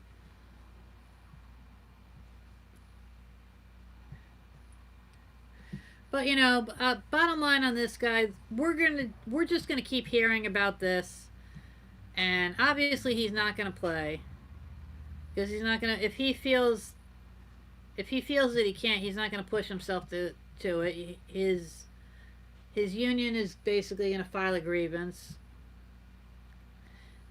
And honestly, if it's a legitimate injury, I've seen too many people that I know have fights with insurance companies,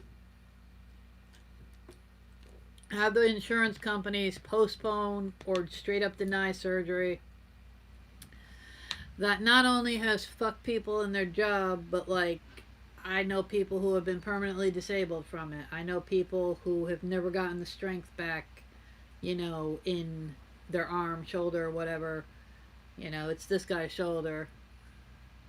Because the human body is an interesting thing. If you have an injury and you do not have the proper surgery or the proper procedure to fix it, the body will try to heal itself.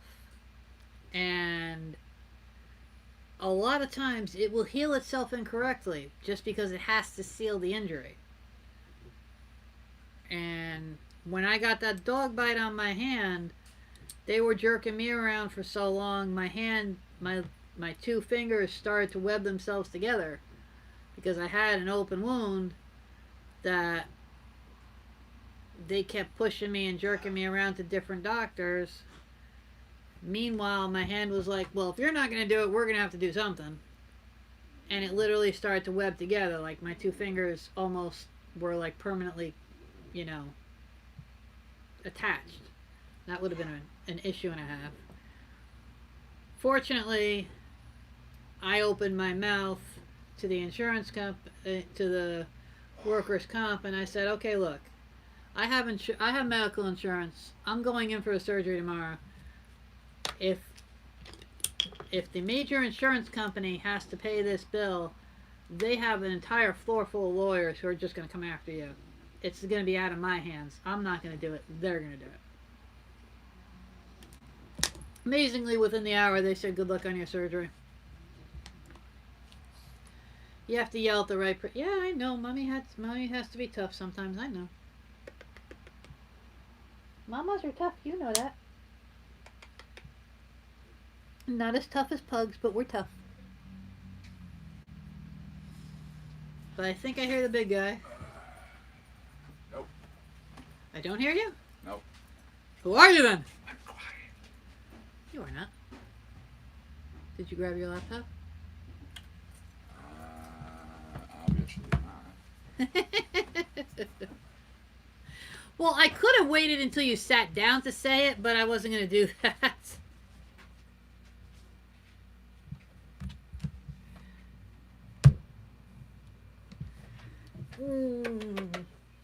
Okay, Jason. You first say goodbye. Down you go. I know you were falling asleep. You put my leg to sleep. Trust me. Ugh. I am glad you guys enjoyed the show. So you spoke about he who we will not speak, which I knew you would. I did not. Sheesh. We are right now. Hi. I am not. Did I mention a name? No. I did before. Well, nobody knows who you're talking about, so meh. Oh, so no one knows Antonio Brown. Oh my God. No, nobody has ever heard of him. Ever. In a million years, nobody's heard that name. That's right. We are taking care of that. Brutus. Oh my God, the head tilt. Bite your daddy. Yeah, picture that. I said his name and like his head tilted almost completely off. All right, peoples, enjoy the games today. Keep track of who I said was going to win or lose. I think I actually do pretty good. Oh, God. Yikes. I sit down and she has my screen like that blowing up like this, and I need to What are you complaining about? I need to you, of course. Love you too. You have my screen blowing up. You never straighten it out. Maybe I think So yeah, what's happening, everybody? How are we doing out there? Thank you for joining me. For those who just got here, I am the Connecticut Medical Marijuana Critic. You are watching Compound Concentrates and Coffee, or listening, depending upon how you're doing it. There are people who watch us at home. There are people who watch us on their TVs. There are people who listen to us in their vehicles because of their Bluetooth. There are people who listen to us in their businesses. Some of the businesses are open 7 days a week. What's up, everybody? I'm thinking music. I'm thinking trivia challenge. I'm thinking a few things. This is We'll Understand It Better by and by Jamie Stone and David Travers Smith.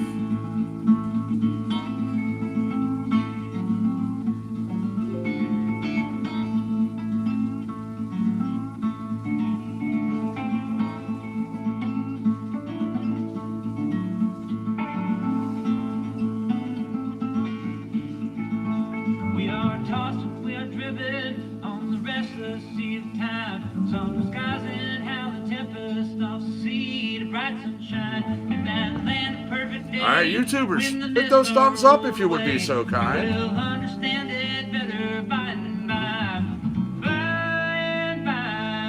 If you are one of the ones who has, I appreciate it. Thank you. If you have not, what are you waiting for?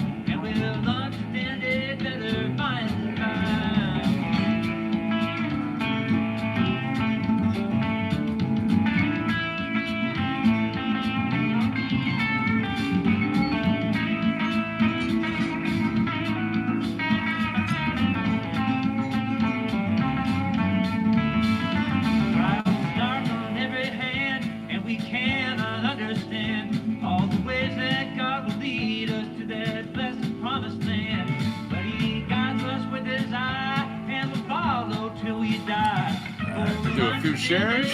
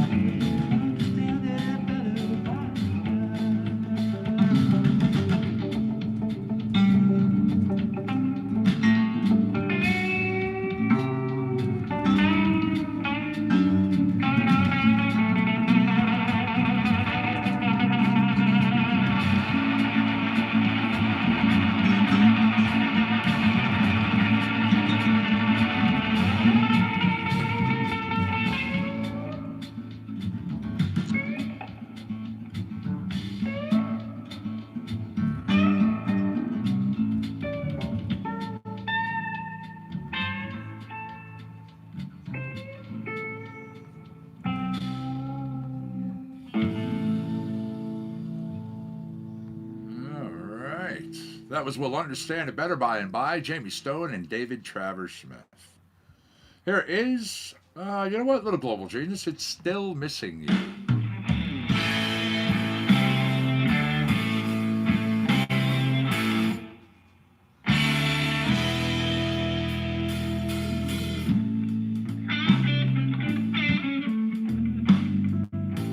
All right, we have broached the top of the 2-hour mark. So, in, let's see, 8 minutes? It is, yeah, in 8 minutes I will be posing the first question.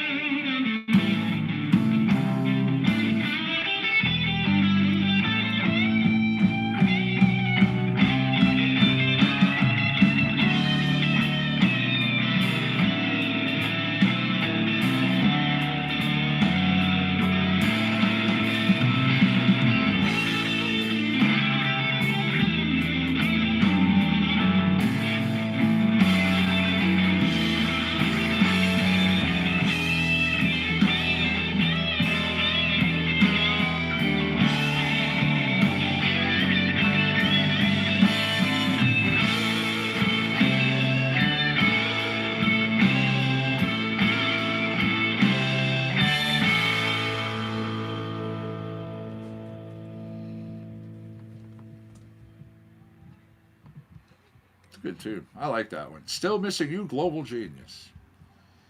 Now, this is Trout Recording Blues. The tune's called The Biz.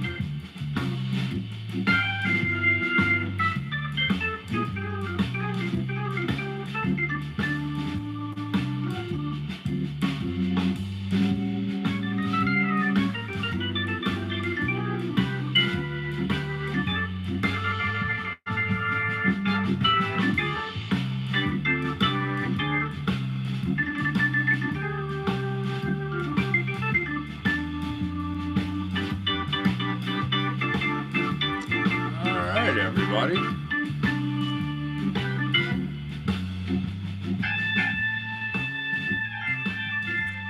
Got your thinking caps on? Not the dunce ones now. Trivia is going to begin. Good luck to everybody who plays between Facebook Live, YouTube, and of course our websites.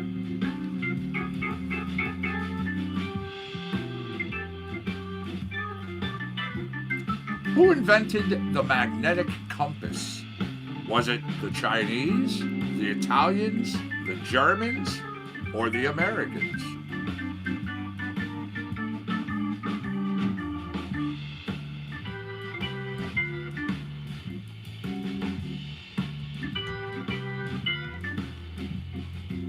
I got a response on the board almost instantly, too, but it's incorrect.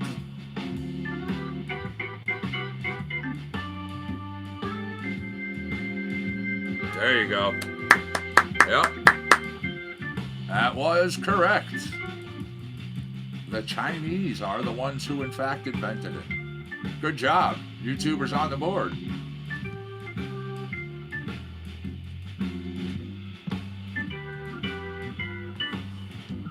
Yep. All right, we're right at the end of this track, literally, so gonna let it finish.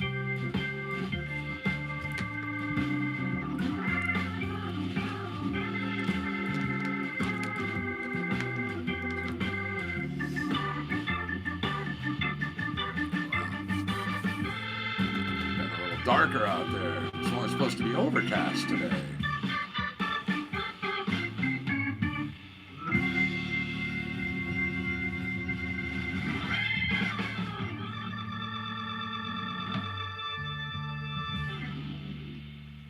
All right, there we go.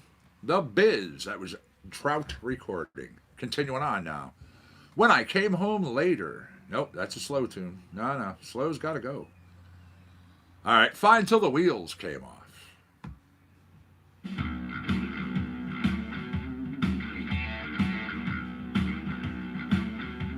All right. The Flame inaugurating the Centennial Olympic Games over in Atlanta.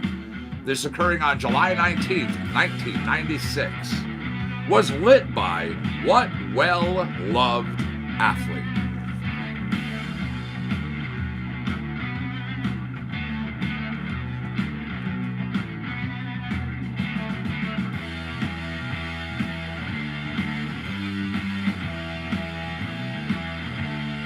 That's right.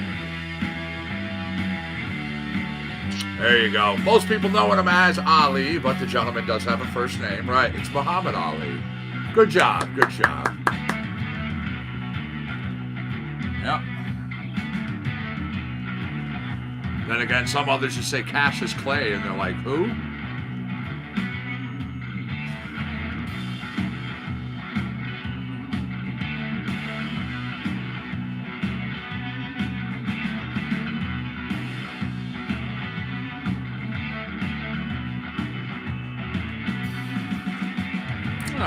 Now, according to recent published figures about the SATs, from which state had the highest combined both verbal and math scores come from?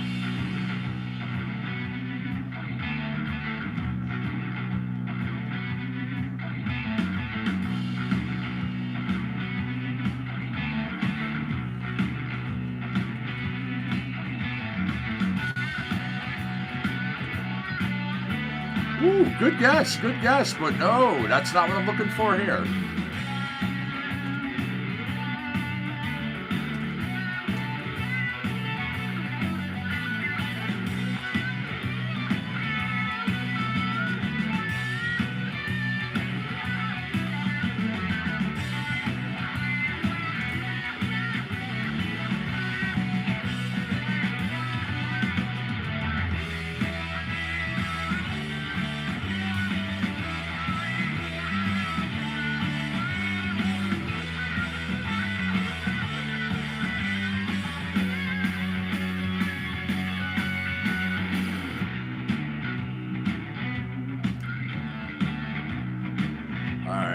Looking at some stuff here. Double checking some things on my end just to make sure.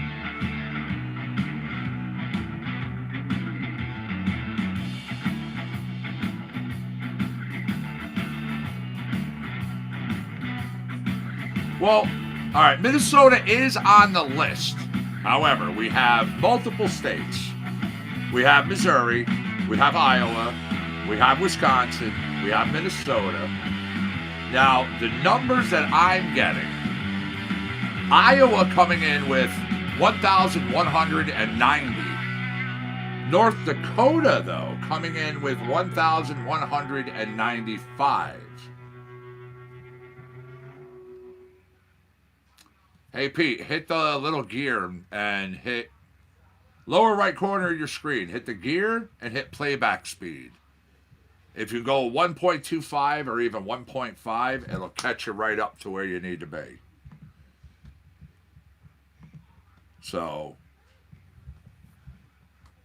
I actually think it's pretty good that we have multiple states that are on these lists. You know, instead of, for how many years it was always just, well, this one or this one. Yeah. So you were there. You were basically in the neighborhood, but what I was looking for, according to this, again, Iowa, 1190, North Dakota 1195. So that was fine until the wheels came off. Trout recording. Taking me for a long ride.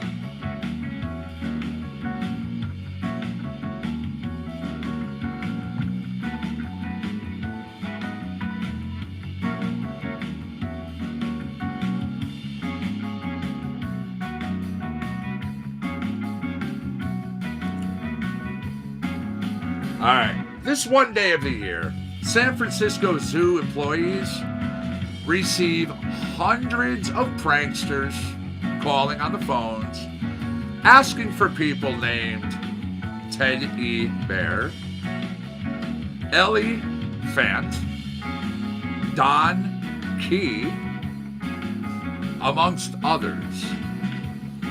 What day of the year would you think this occurs? That's right, it is in fact April Fool's.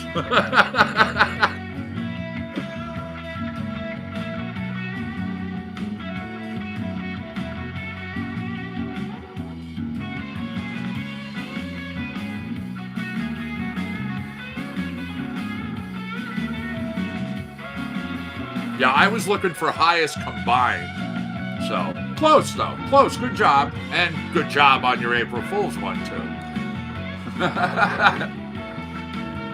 Again, I do. I truly think it's good that the scores are going up, that it's multiple locations going up, because it shows that not only are students putting in more effort, teachers, faculty, staff in general, putting in more efforts. I like that. You know? Truly.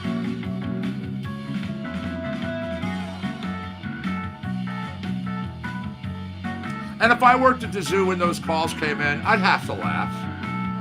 You know?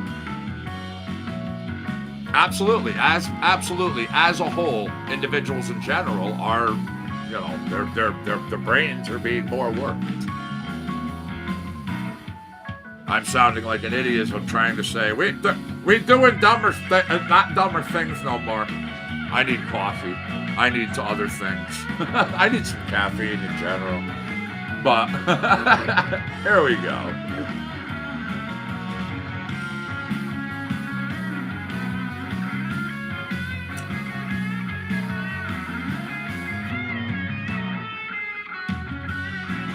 All right, this country, large country, was the first to legalize abortion. They did so back in 1920.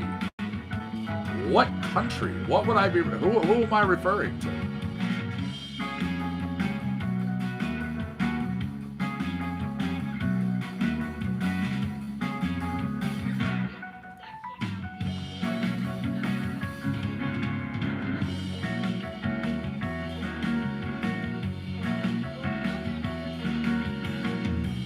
Good guess, good guess.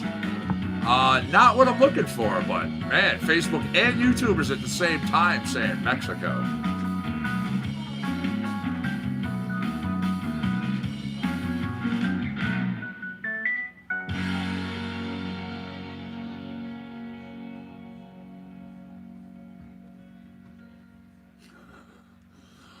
Well, they in Amsterdam legalize a lot of stuff, absolutely. However, not getting what I'm looking for here. It was taking me for a long ride. Continuing on, this tune's called Man Down. Now, once again, my question. What large country, world's first to legalize abortion, did this in 1920? Who am I referring to?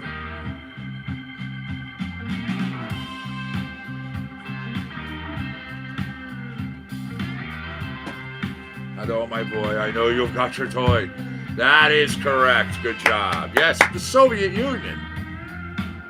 That's right. 1920, 1936, Soviet government was the first government to legalize abortion. Yeah. Well, I was looking for the first, so the other one. All right, here we go.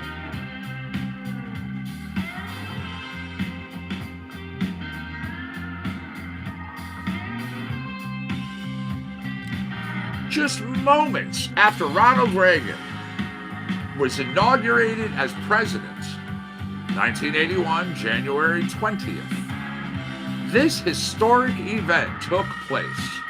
Now, it involved the number 444. What event am I referring to?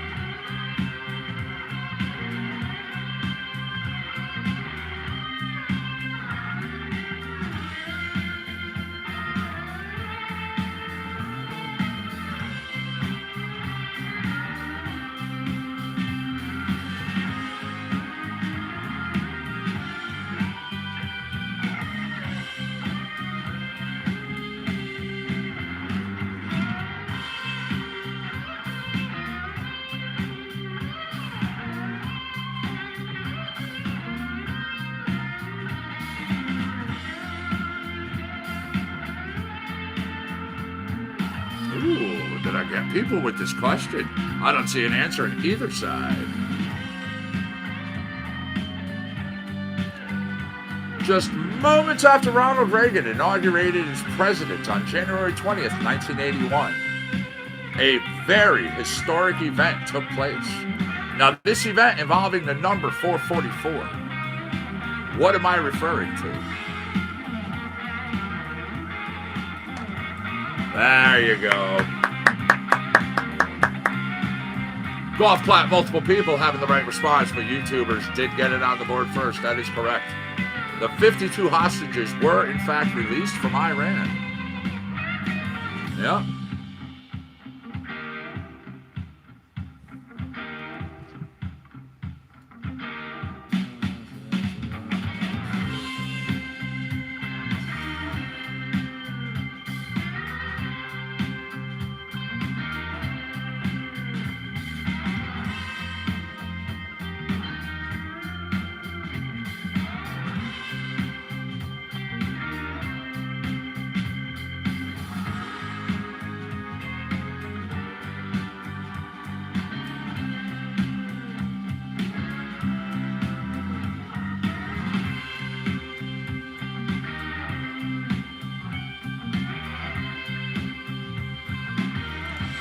We are right at the end of the track. I'm just letting it finish out.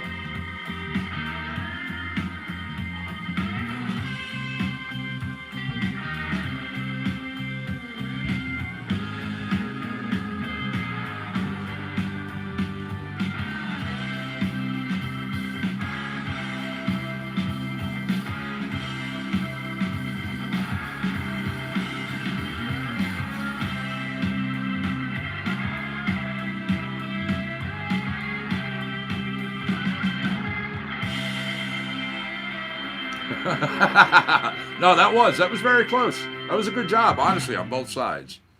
On both sides. All right. finishing on. Well, finish.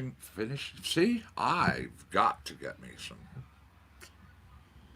All right, continuing on. Let's get going. Now, give me a moment, everybody. I'm going to grab a coffee.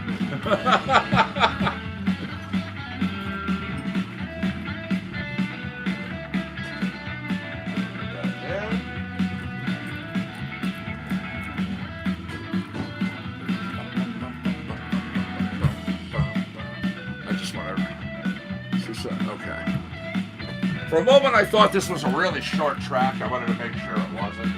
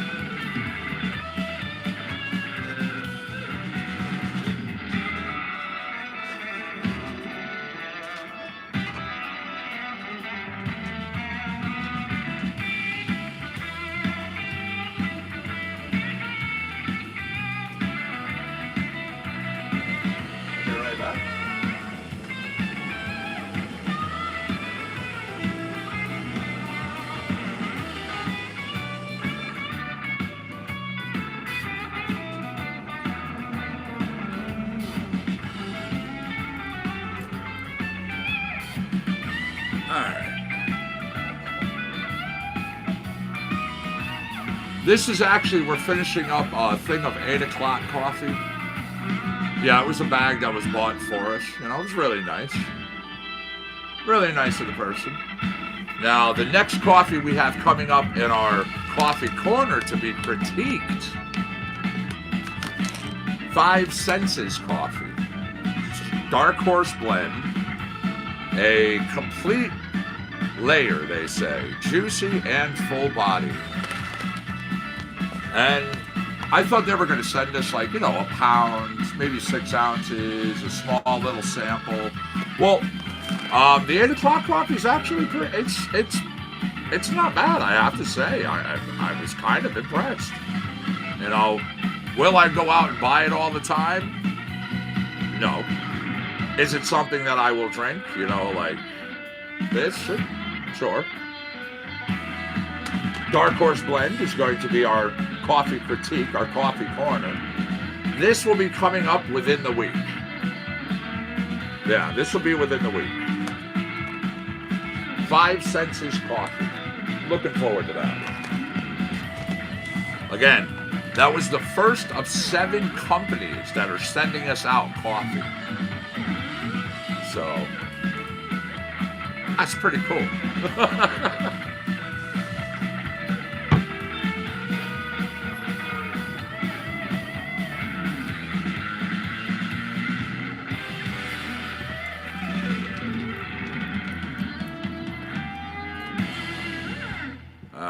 There we go.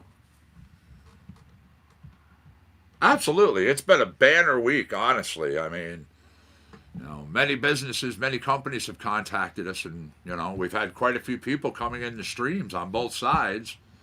They were hanging out, they were talking with us. You know, hanging out, talking, having a good old time, just with, you know, just like anybody, just like all of us. And then all of a sudden, they're like, hey, you know, I really dig the vibe. I like your show. I dig your format. Who can I contact to send some coffee to? And then they told us who they were. And they were like owners of roasters, you know, roasting companies. And I was like, wow, awesome.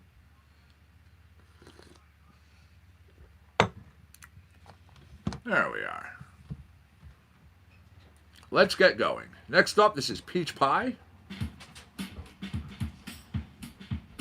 Ooh, Moon Rocks. Very nice.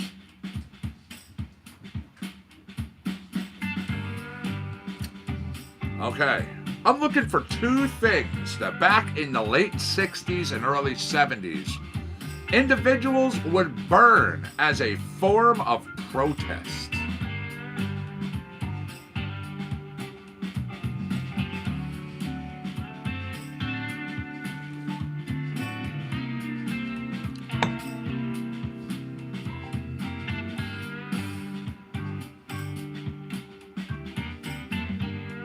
Well, good job, Facebookers. Good job. Yes, the bras and the draft cards. Hey, I'm all for free in the tatas.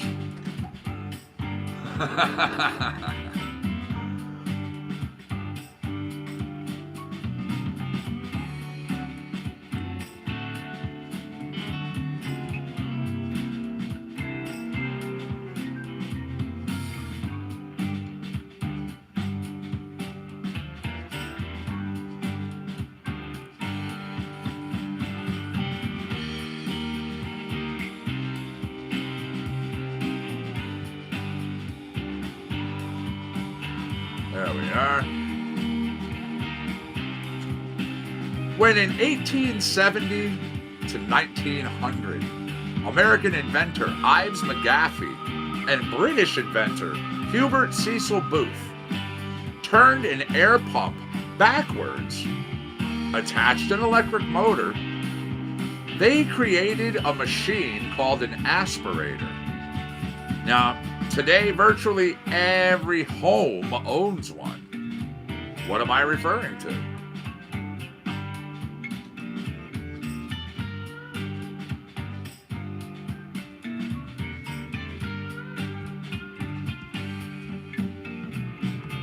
Good job, YouTubers. That's right, a vacuum. Yes. Yep. W.M. Hoover, first mass producing a light model. Yeah, some of the earlier ones were just absolute, like, brutes, beasts. Like,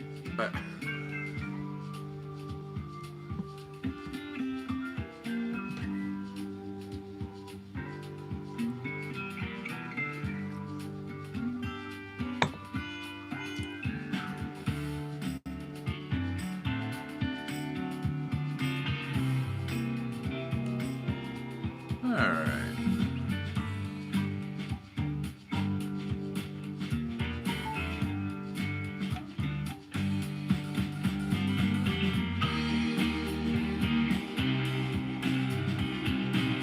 On July 14th, 1789, this prison in France was stormed by the common people.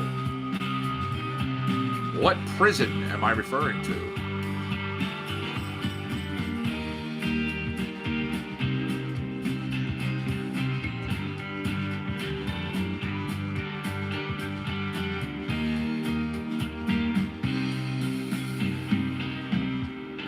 Ooh. Plus for the cause has been reached with that response. That is correct. Both sides, golf clap. YouTubers did get it on the board first.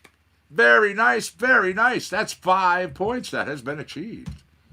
Now, if you do not know what the pause is, you're hearing me say those words. Welcome to our show. This is CC&C. We are in Trivia Challenge. Facebook Live, YouTube Live. I pose the questions. Whoever gets the right response on the board first earns a point. 5 points, you get a break. 10 points, you win the game. So, if you've been hanging out since the start of the show, thank you very much. I do appreciate it. Absolutely. That's been a good back and forth over there between you two. Most certainly. Now, you've been hanging here since the beginning. Thank you, thank you. I appreciate it. I'm sure my wife, JC, does too. For those who hung out with her during a power hour. Now, got some music. Got some on this day. Movie moments, music minutes. A little bit of news of the ... Whoa. I have other things in store. Need to check out some football scores. I got to see what's happening. Let's see. We were all out searching. It's going to wrap up our blues. We're going to get into some heavier things. I have some hip hop requested. I have some rock. I have some other metal.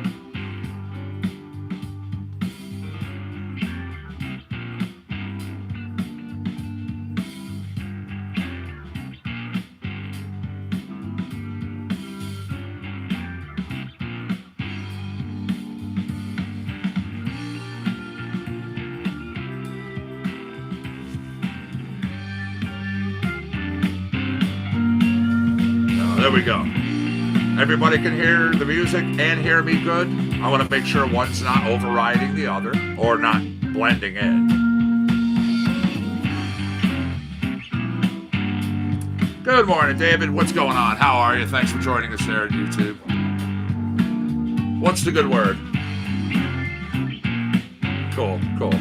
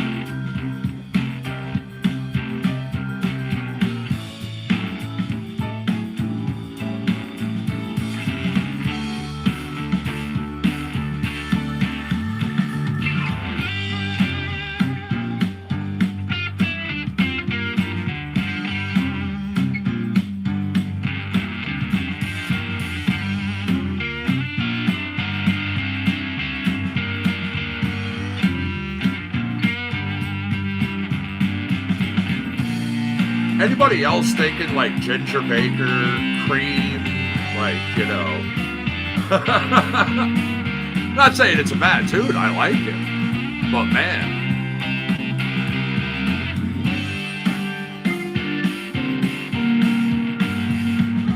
Yeah, you know?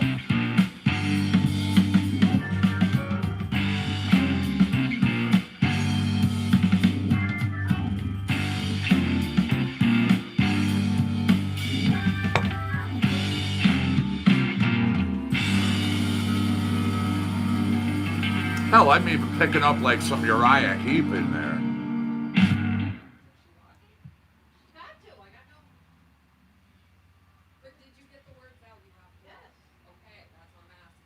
All right, here we go. Austin Woodward, Zach Ledbetter. This is Mitigate.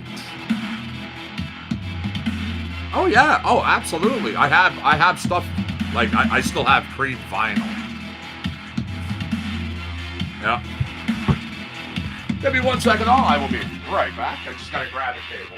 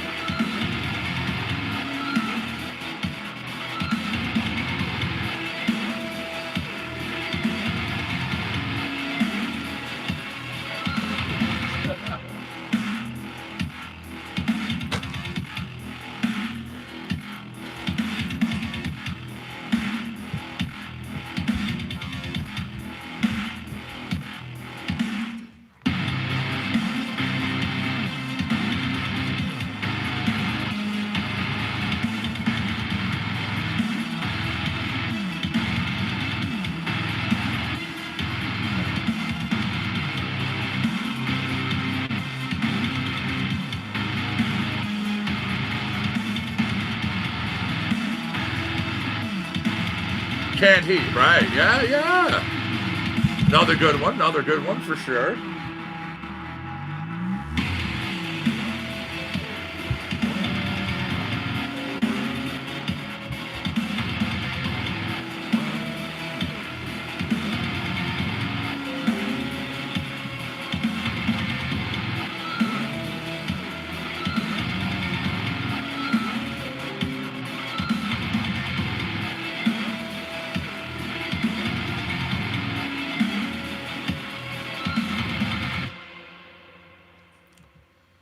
All right. Give me 1 second, everybody. Going to grab us some more music. We'll continue on. We are in the Pause for the Cause here, Trivia Challenge. Good job on the first half win there, YouTubers. Now, again, Facebookers was right there. They were right in it. I mean, Pete was back and forth with you. Doing a great, great, great work. However, all right.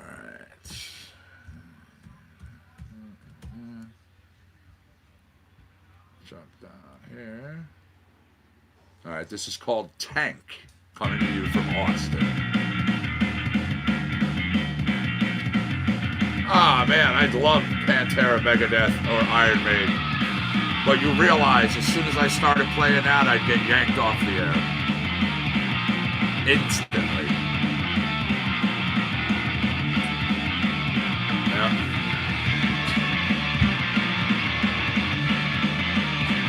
Again, I'd love to play that stuff. But that type of license... Yeah.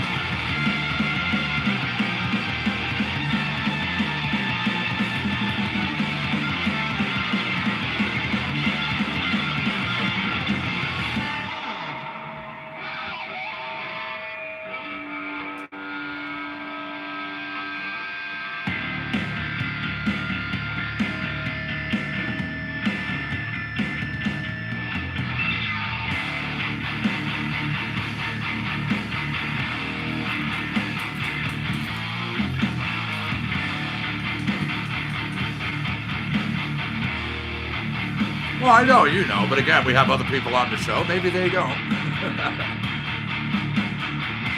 Yeah. Oh, yeah. Hell yeah. See what I did there, though?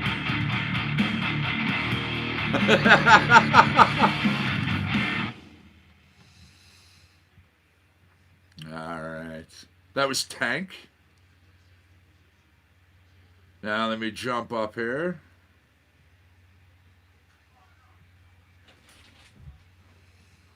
Jump over to here. Let me go this. Pull this down. Go to that to there. Now.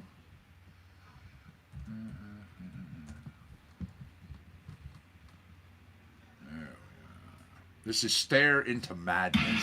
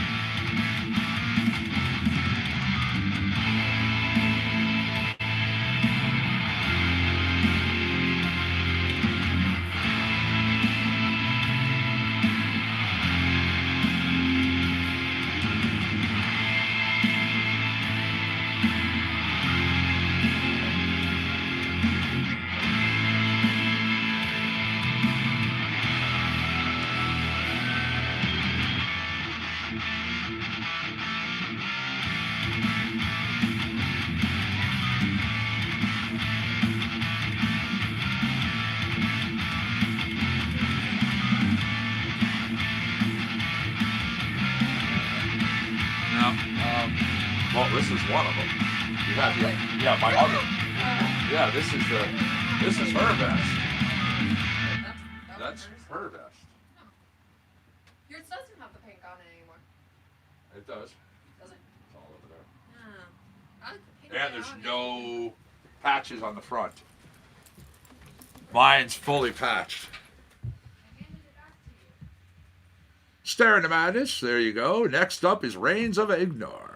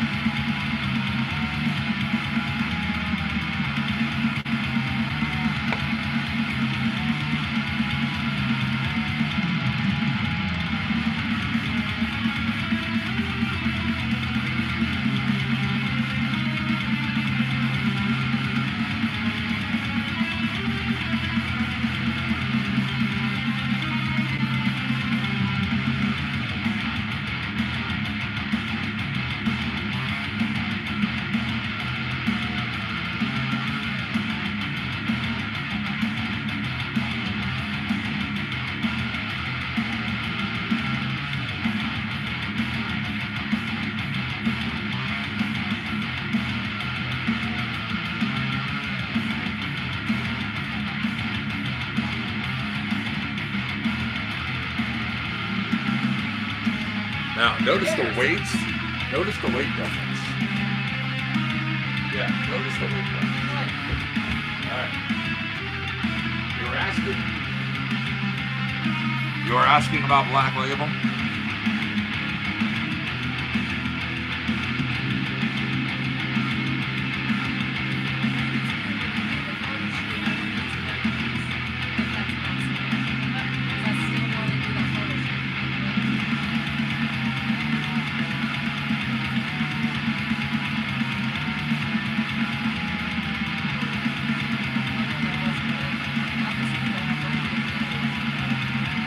Yeah.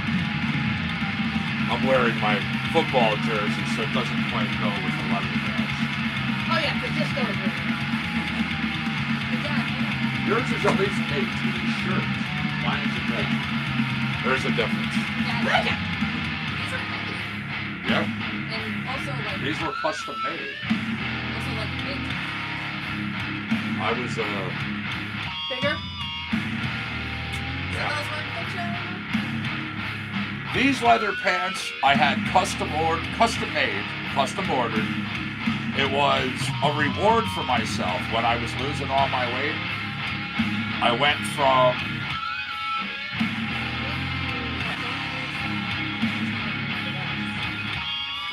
it's like a 60-something waist.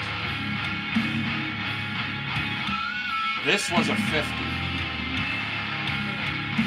So that was when I lost a decent amount. But I can't even wear them now because look how big they are.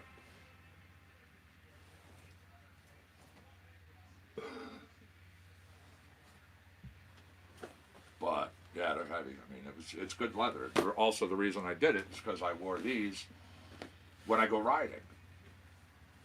I would still. You just did. I would still wear these. I jump on my bike because at least I would have protection. Yeah. Oh shit! What? What? One of the Dolphins guys punched one of Dad's guys. And was ejected, right? Yeah. Yo! And had a couple of my guys, including other people, going after him, right? Liz, come here. Well, thank you, Joseph. I'm now down to and it depends upon the cut, depends upon the jean, what I'm wearing. 42 to a 44. Watch the circles. So I will be happy when I have myself back into a 38-inch waist. Reigns of Ignore there.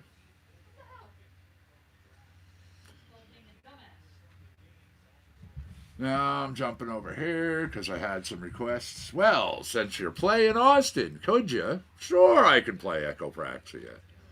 Absolutely. This is Ash's Dance, starting off your Echo block.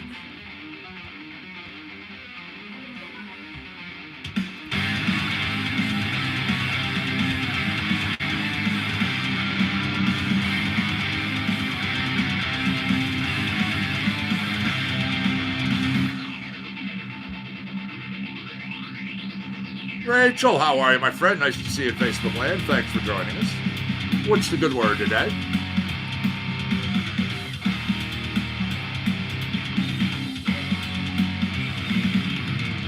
How you doing?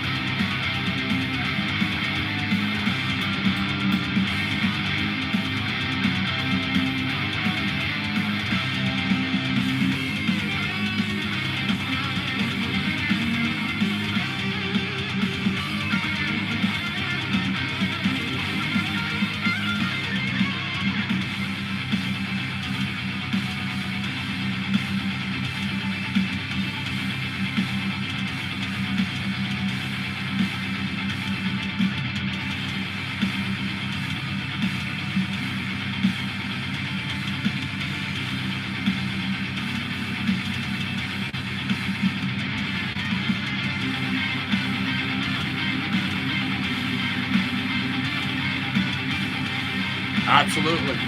Well, every day is fun day, but yeah, Sunday is good for it too.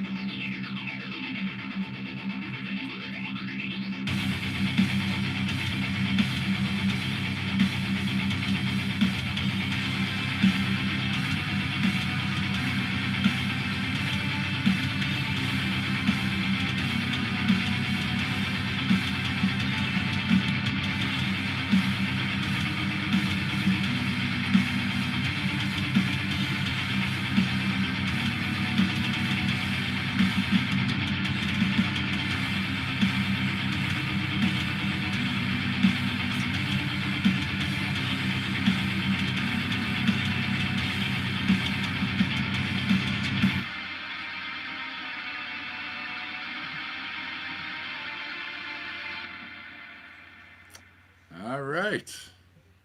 Ash's Dance. Here is another one from Echo Praxi. It's called Time Bomb.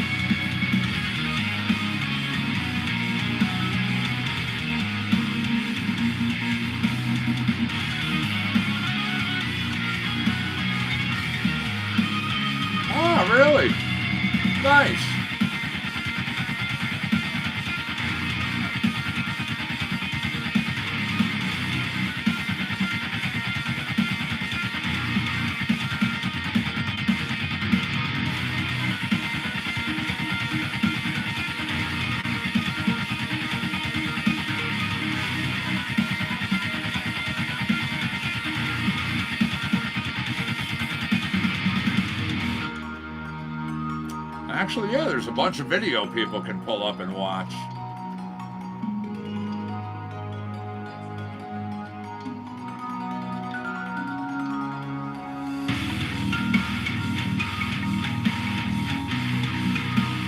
Hey, Janet, how are you, my friend? Nice to see you in Facebook land. Thanks for joining us. What's the good word?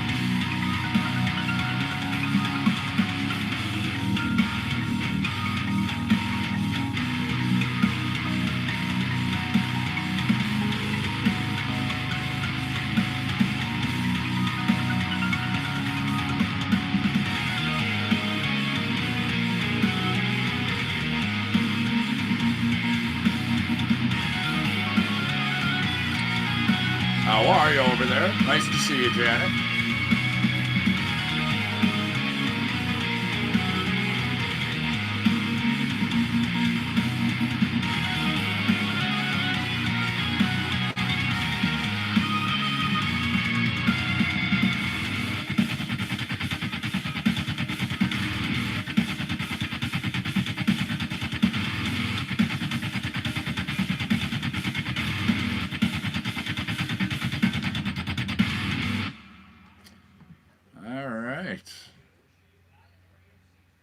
We are looking at, let's see, we get back into round 2 at the top of the hour at 2 o'clock. That was Time Bomb, by the way, coming to you from Echopraxia, right here on CCNC, your Sunday's edition with me, the Connecticut Medical Marijuana Critic. Hopefully everyone's having a good day out there. I'm enjoying hanging out with you all, of course. Trolia, Echopraxia.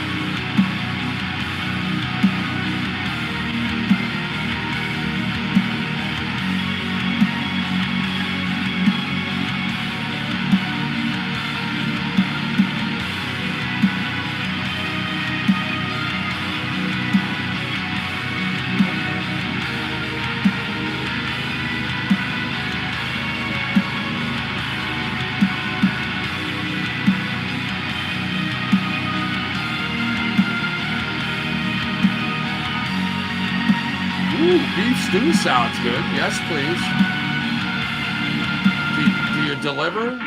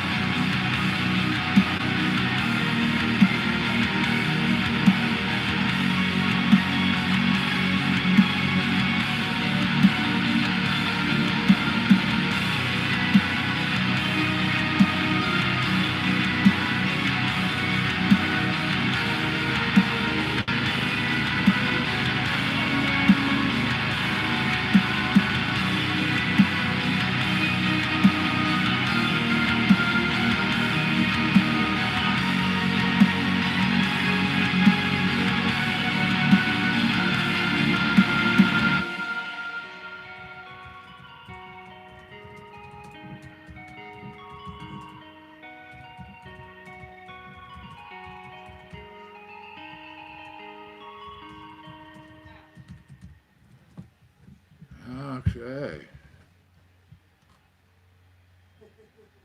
Queensryche, yes, I do like Queensryche. I've seen them in concert many times. Need to spell wild correctly. Come on now. I'm going to jump over here because we're picking it up a little bit. We're in rock. I want to do a little metal. So, of course. You know, there was a time when you was normal before I got you a picture. Let us see. Let us go. Let us be. I like this tune. I do. It was one of the first ones I played in the extended catalog in the new collections, and I was like, wow. Stage Engine with Voiceless.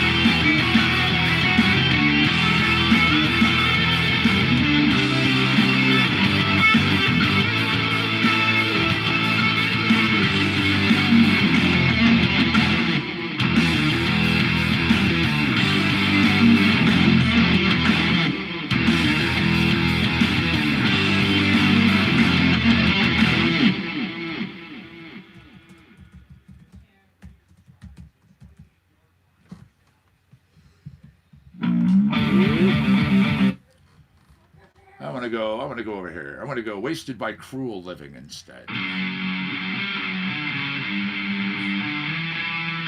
Nice. Thanksgiving at his college, huh? Cool.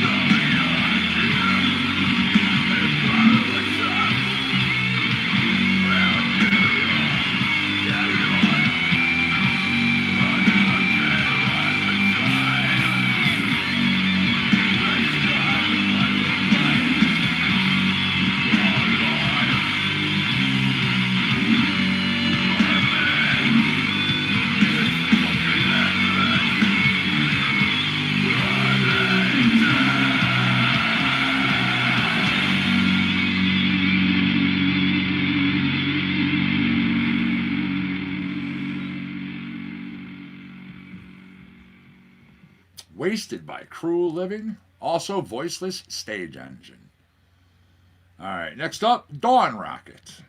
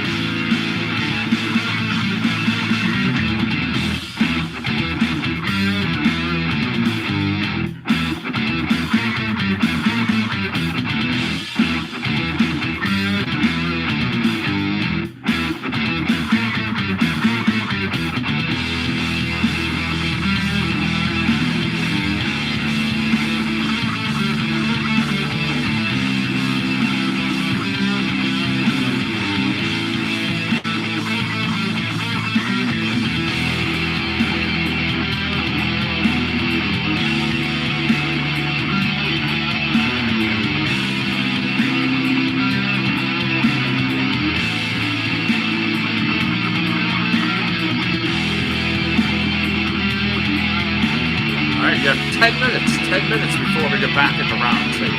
So I'm going to run to the other side of the building real quick. I got some stuff I got to put away. I'll be back. You know the routine. Monkey's going to hop in the chair. He'll hang out with me.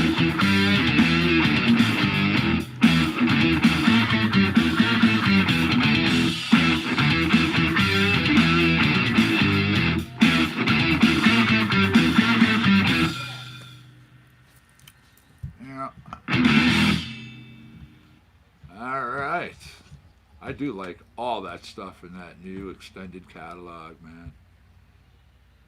It just kicks. But here we go.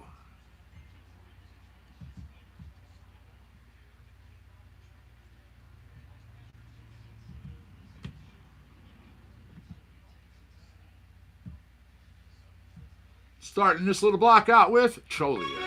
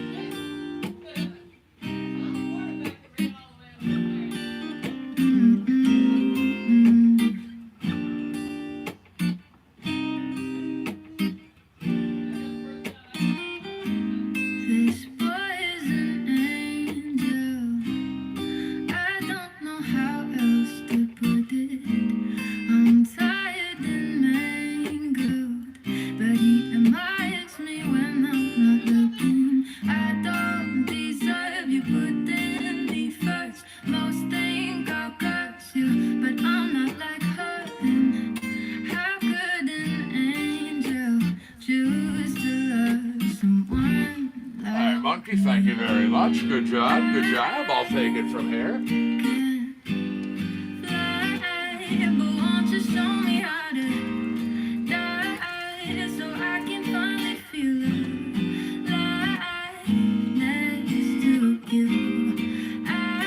All right.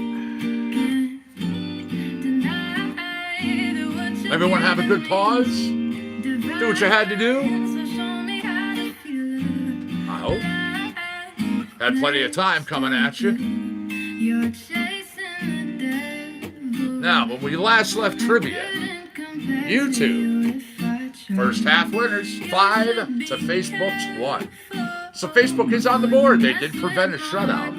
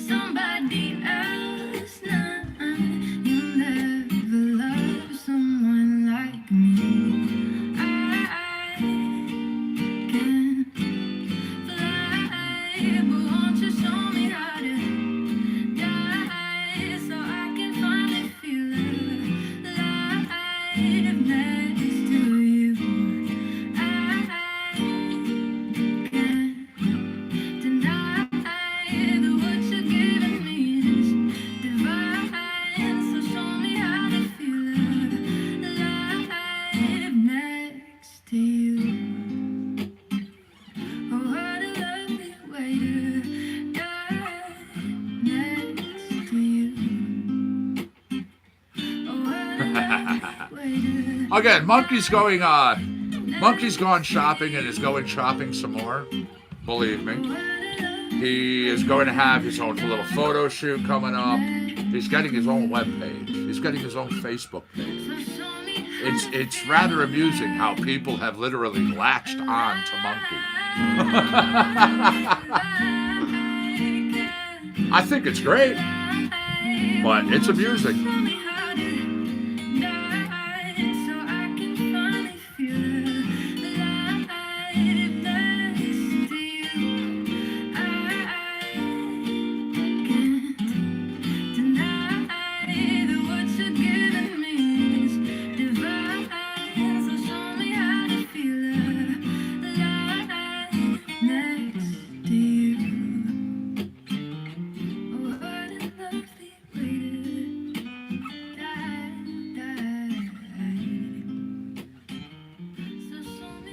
All right, there we go. Wrapping that up, little Tash. It's Angel. All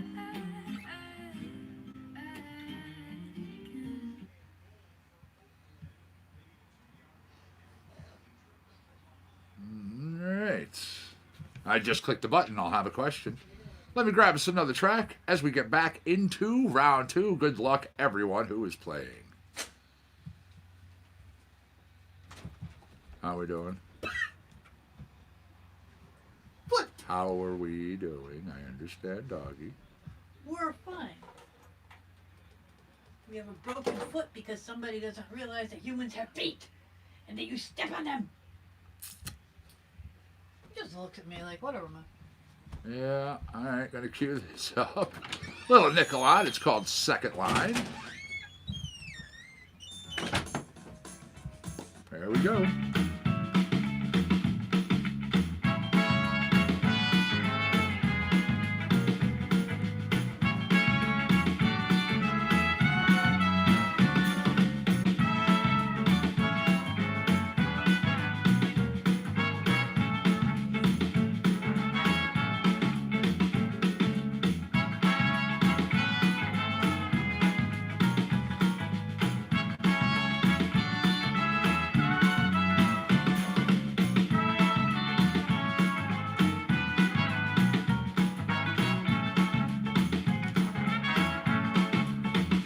America's first college fraternity. Founded in 1776.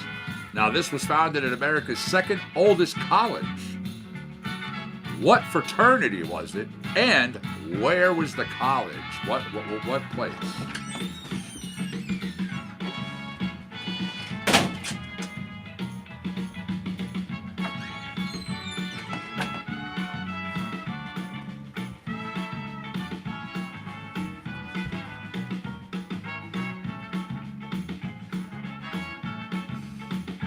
adorable, isn't she? I try.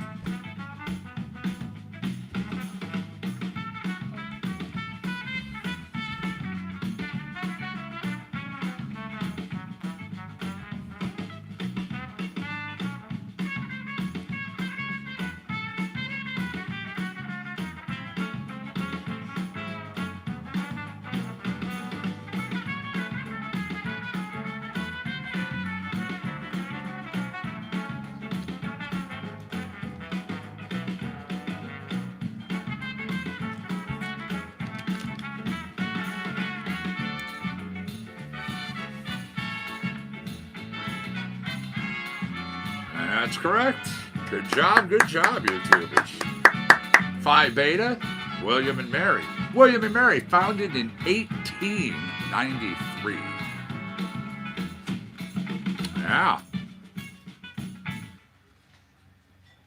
All right, give me a second here as I get us some more music and another question.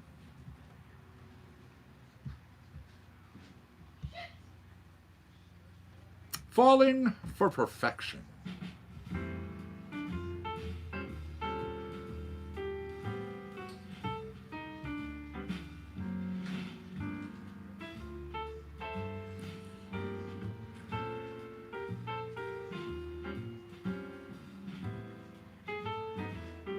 All right. The countries of the European Union merging their currencies, they did this into one currency. What is that currency called?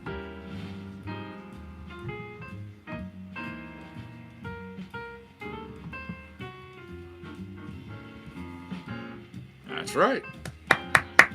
Good job, YouTubers. Yes, it was the euro. Some people say euro dollar. No, euro.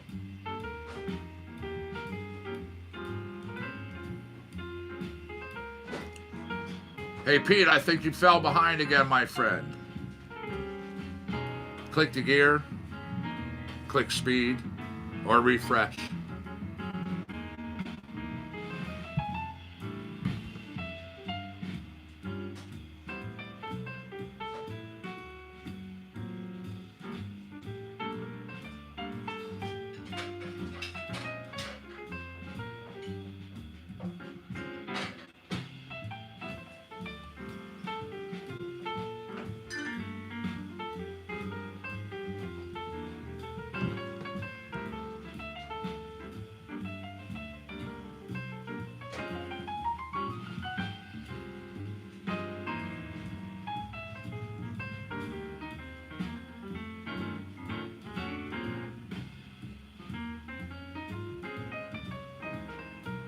All right, we're good on music.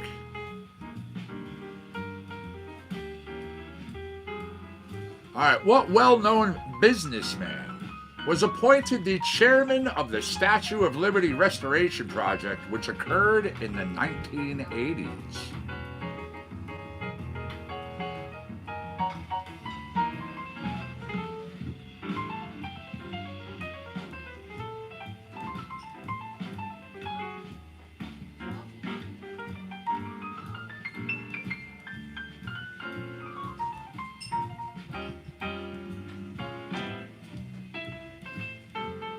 And Jay, I honestly figured it was a goof. That's why that face was there.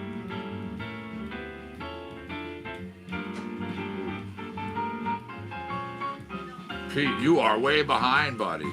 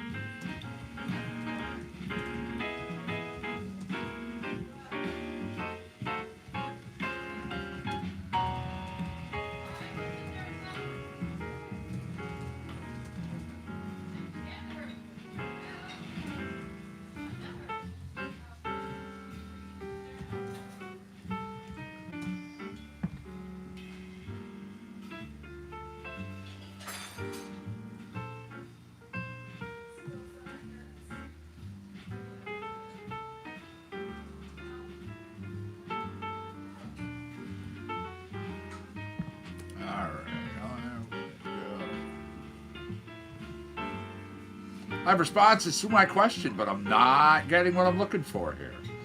Donald Hodel, not correct for the Statue of Liberty question, by the way. Yep. Good guess, but nope, that's not who I'm looking for here. I'm looking at our time, on the song. We're almost at the end. Once again, my question was, what well-known businessman was appointed chairman of the Statue of Liberty Restoration Project in the mid-'80s? Donald Hodel. Good guess, but nope.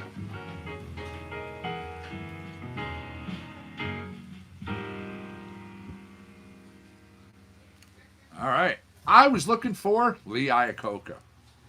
Yep, that's right, Jay. Good job. Yep.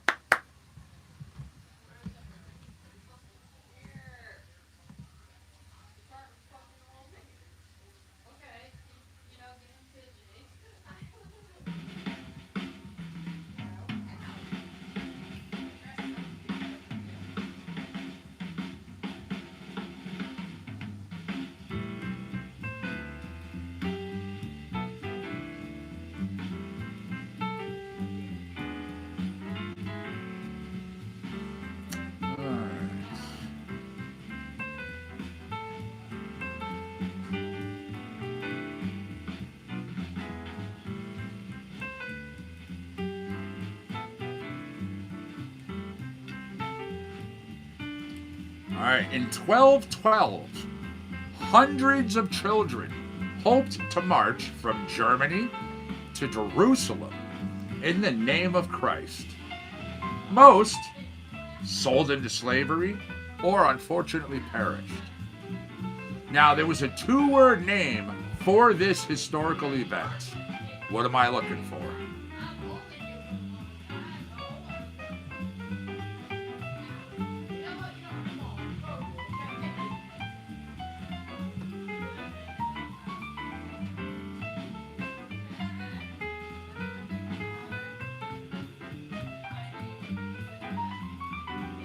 That's right. That's correct, YouTubers. Children's Crusade.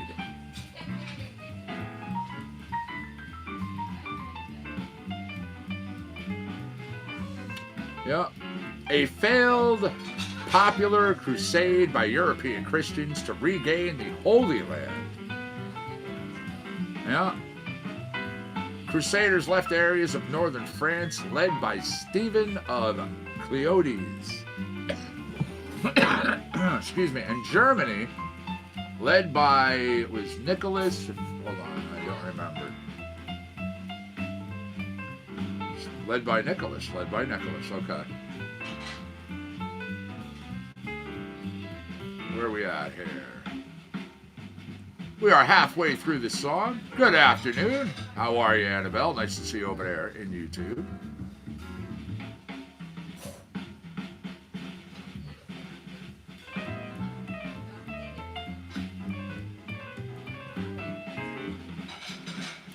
All right.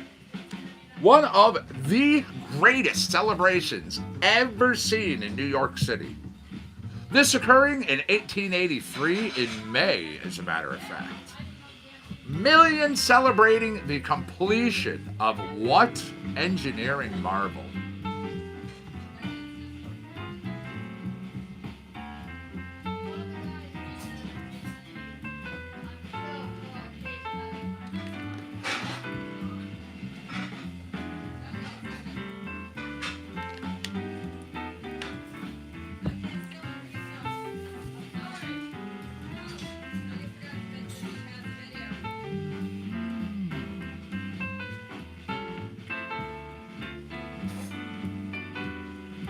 Yep, that is correct. Good job, Facebookers. The Brooklyn Bridge. YouTubers, that's right, but Facebookers did have it on the board first. Yeah. It was a, of course, very monumental and historic event, for sure. Butter my bread right there, Trout Recording, as we continue on.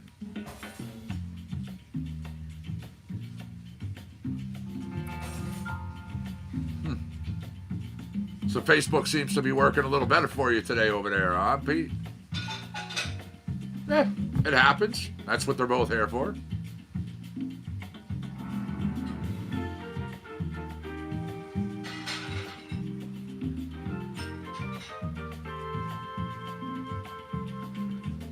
Cool.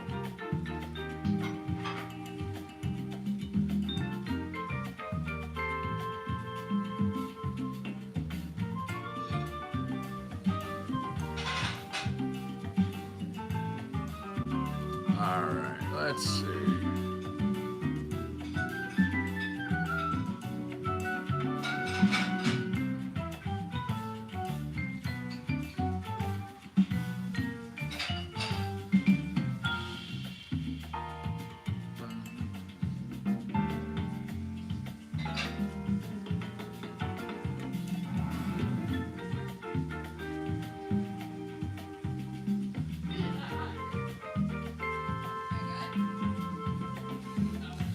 I had to spin the wheel again, and I had to laugh at the little woman right there. That was rather amusing. Okay. In 1985, the 17-year-old daughter of the U.S. president was arrested. Who was she, and why was she arrested?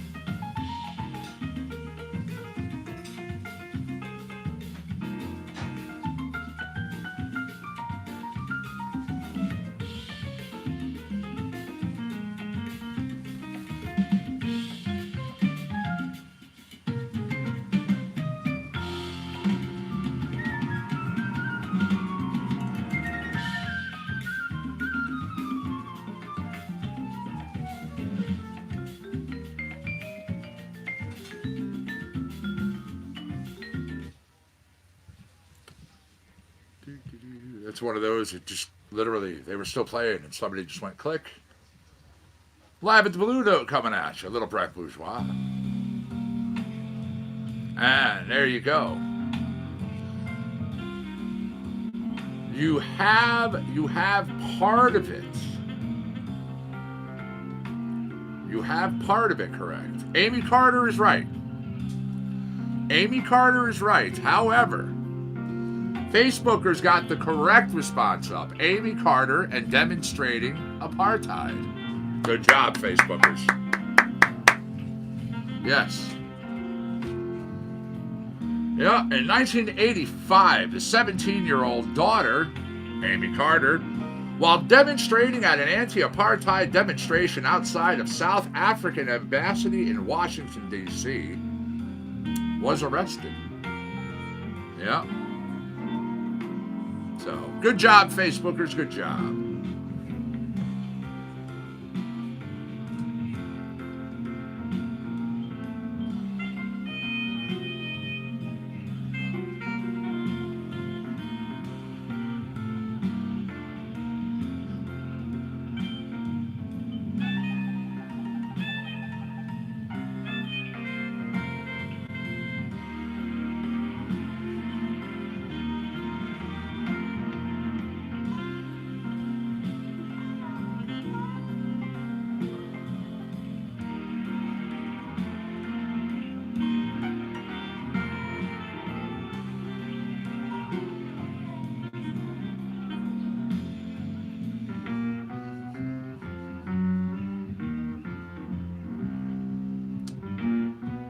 Let's see, where are we at in music? All right, we're good. Here we are.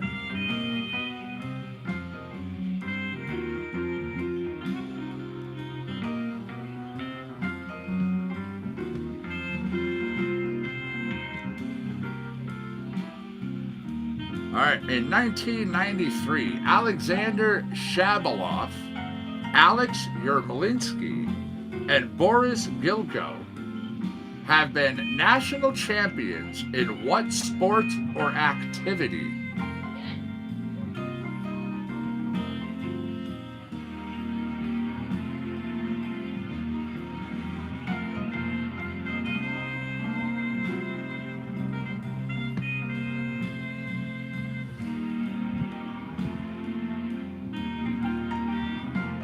And I like that we had multiple people who had answers to the last question. However it was Facebook who had it first.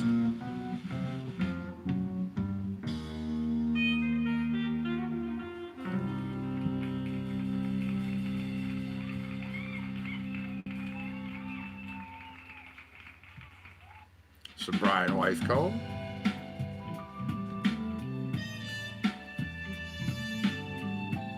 Again, I am looking for, since 1993, Alexander Shabalov, Alex Yermolinsky, and Boris Gilko, national champions in what sport? Answers on both sides, not what I'm looking for, though.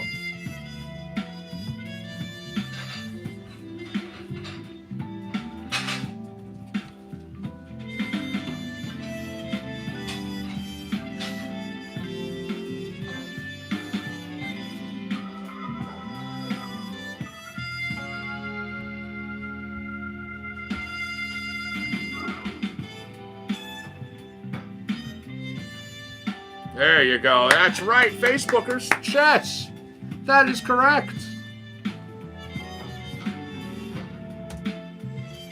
They were all chess champions.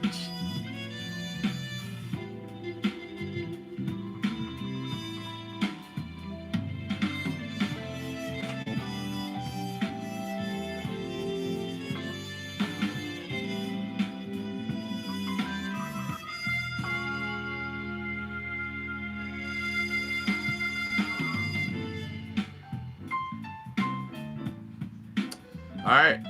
This began in 1992. Which annual day is always celebrated here in America on the fourth Thursday in April?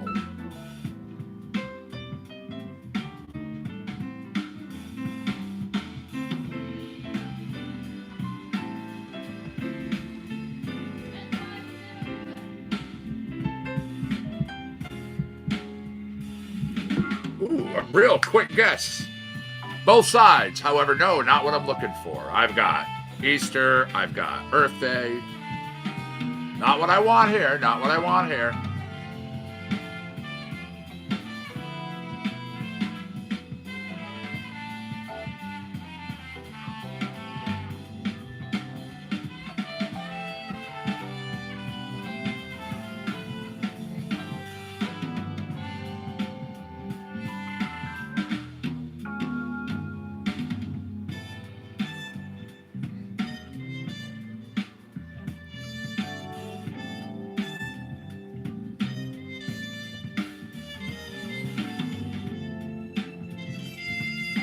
Again, good guesses. Good guesses.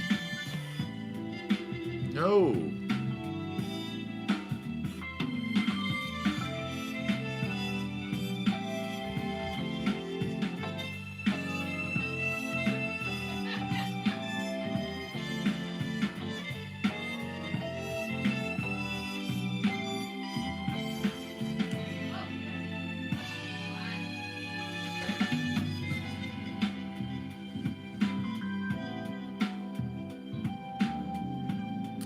Again, good guess, however, no.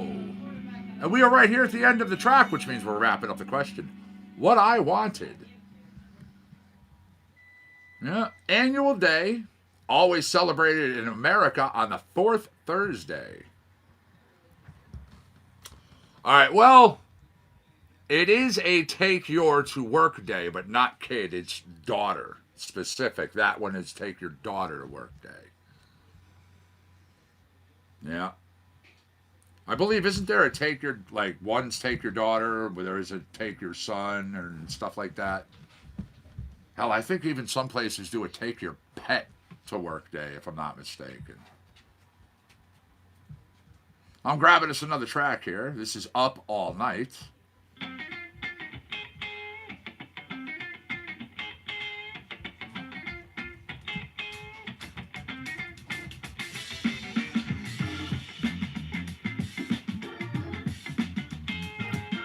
All right. Well, actually, you know what? As I'm researching, yeah, I was just gonna say, as I'm researching it, it's actually not just one or the other. It is both. So I am gonna give that to you. I am gonna give it to you, YouTubers. Yeah. Yeah. And with that response, that would be the win. And that would be 10 points. Yep. Yep. It's not just daughters. It's take daughters. Absolutely. Facebookers said good game. Take our daughters and sons to work day. Yeah. To give them a glimpse into the working world. Yep. YouTuber says good game, Pete. Fantastic. Absolutely. Facebookers got up to 4. They were on the board again. They had four responses there. Yeah.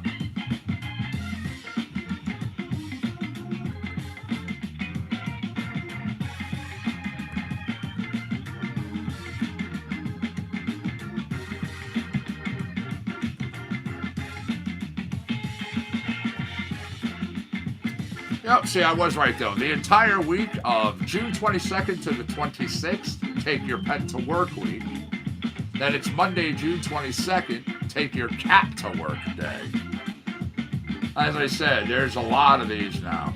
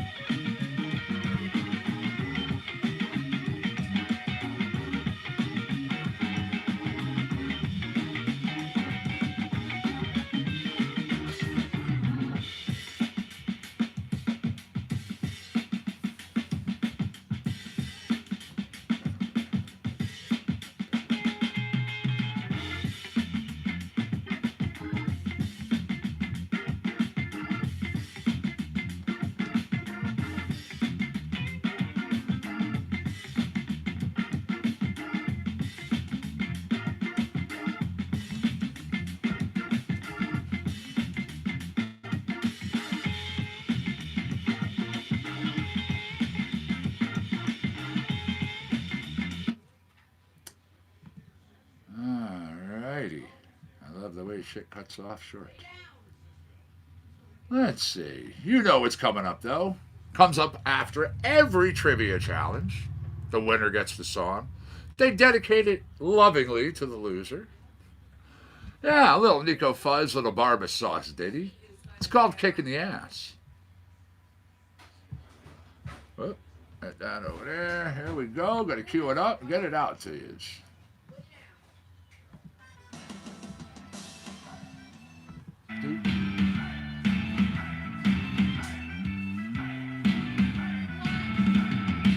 YouTube.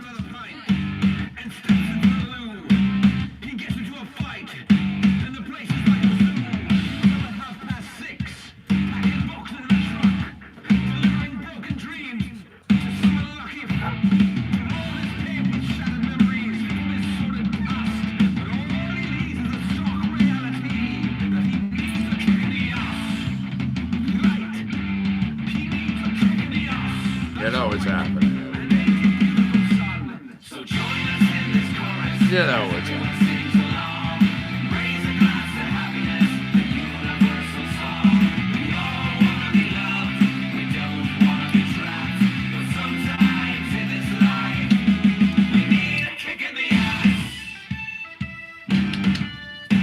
You know she likes the song.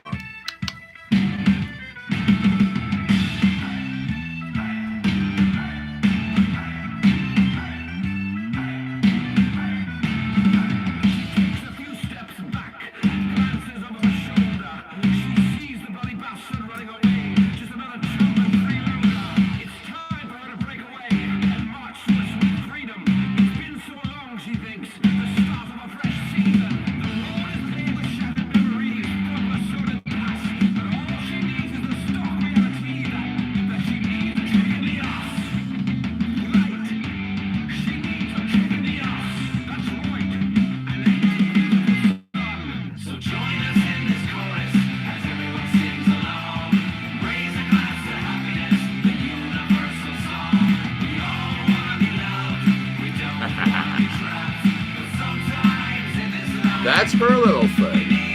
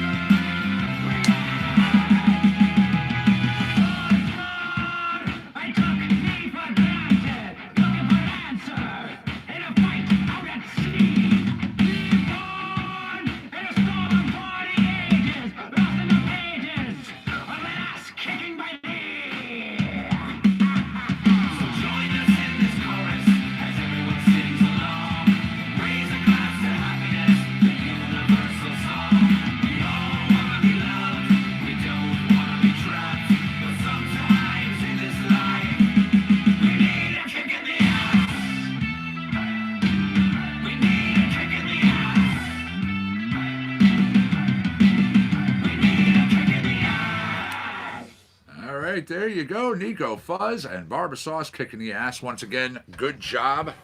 Fantastic work on both sides, honestly. All right, we are looking at Peace Facebook. See ya. There we are. Facebookers wrapping up. YouTubers, 20 minutes left. That's it. 20 minutes, and then your broadcast day for the Sundays is done.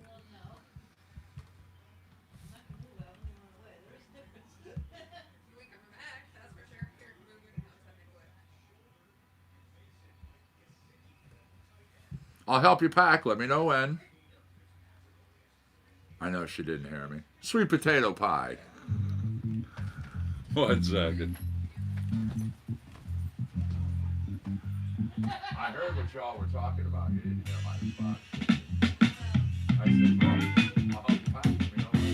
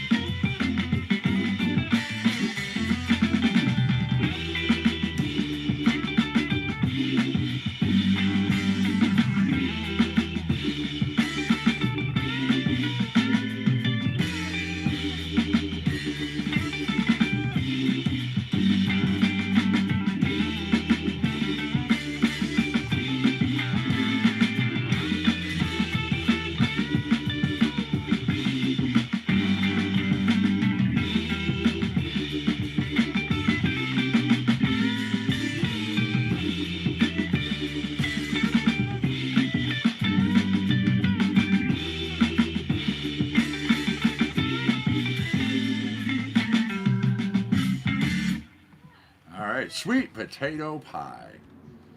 Now, with that, of course, I had a request for your food block. We can do that. Gotta watch our time, though, too. Gonna be getting into a couple of things here. No, because that character honestly looks like a bad version of Michael Jackson. If you see it, you're most likely you. Let's go.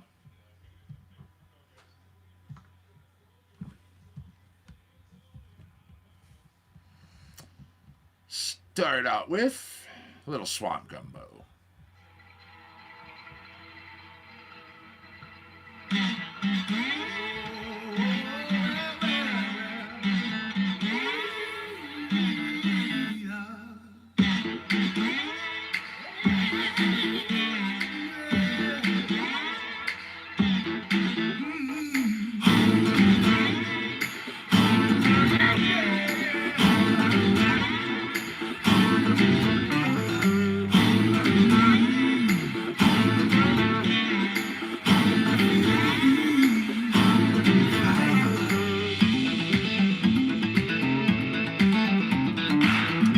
What's everybody got going on for the rest of your Sundays? Anything?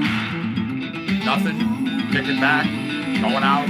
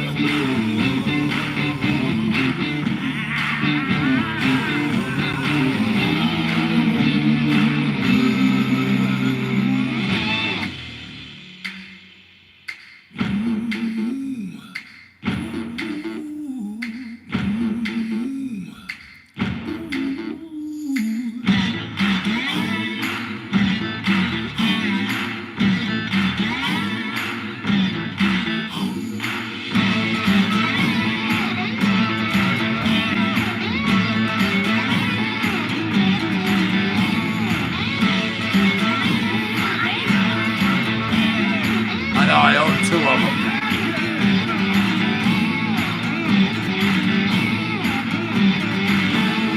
Well, I have the bullseye. I have two of those. The Deans for dime bag, I have almost the entire dime bag collection. Then, of course, I have my Flying V Dean, which was played on stage and then signed by all the guys in Judas Priest. Photos and video of all that occurring. And I have it sitting here.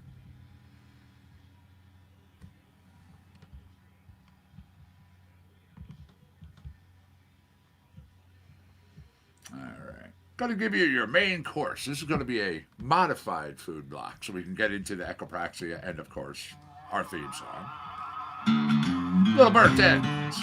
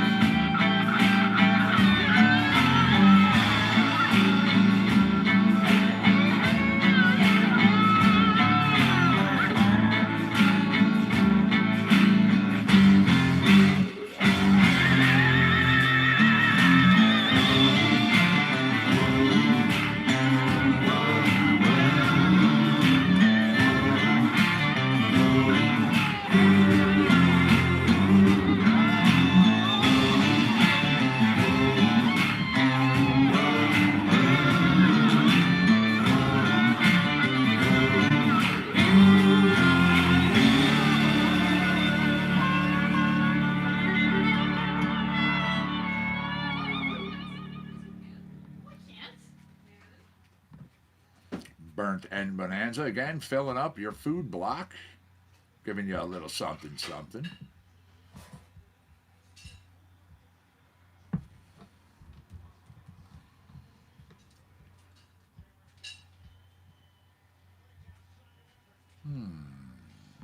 Always a good track here. Thank you. I made some. Well, I'm getting off the air in just a few minutes, so thank you.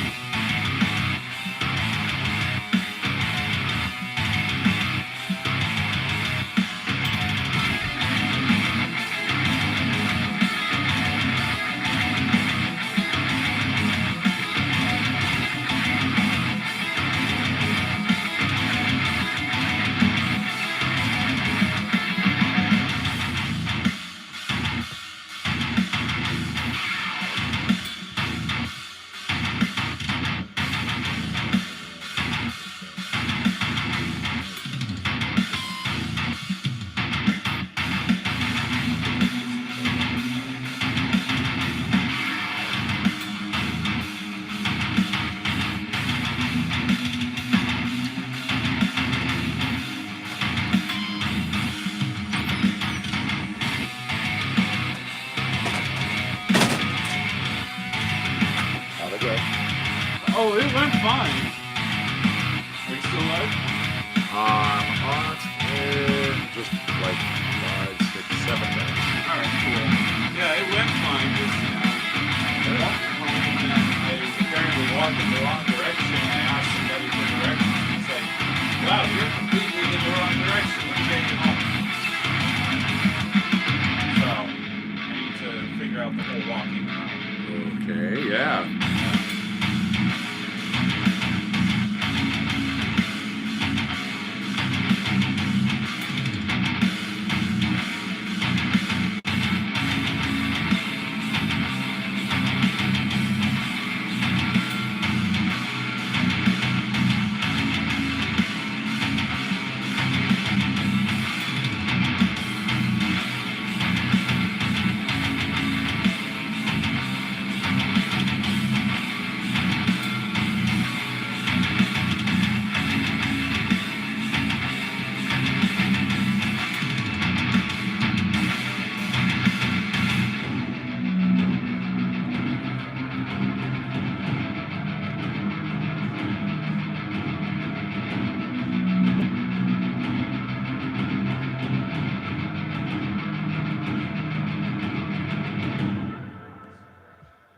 All right, here we go. Let me do. One more from them.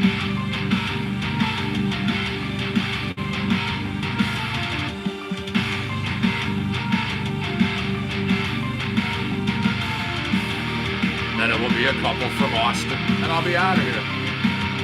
Again, thank you for joining me, everybody. I do appreciate it.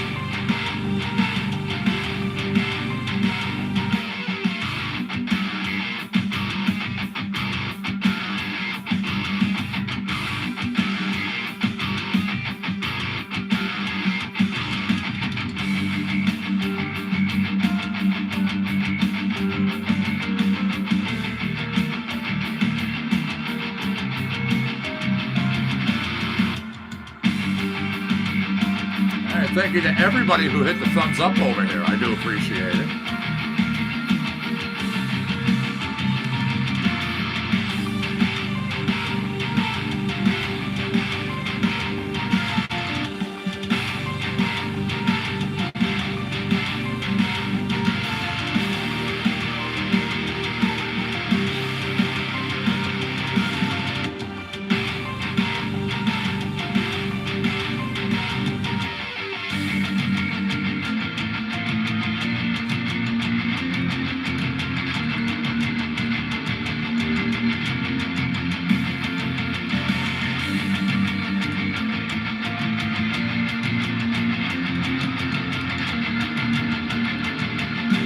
My pleasure. You know that.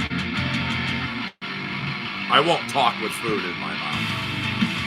So, my pleasure.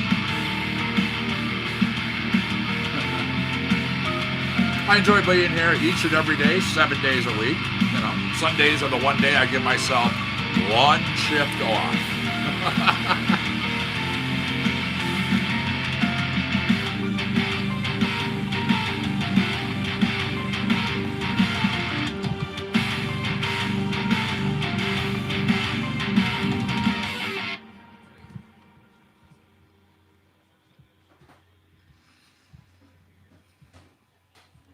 Oh, shit!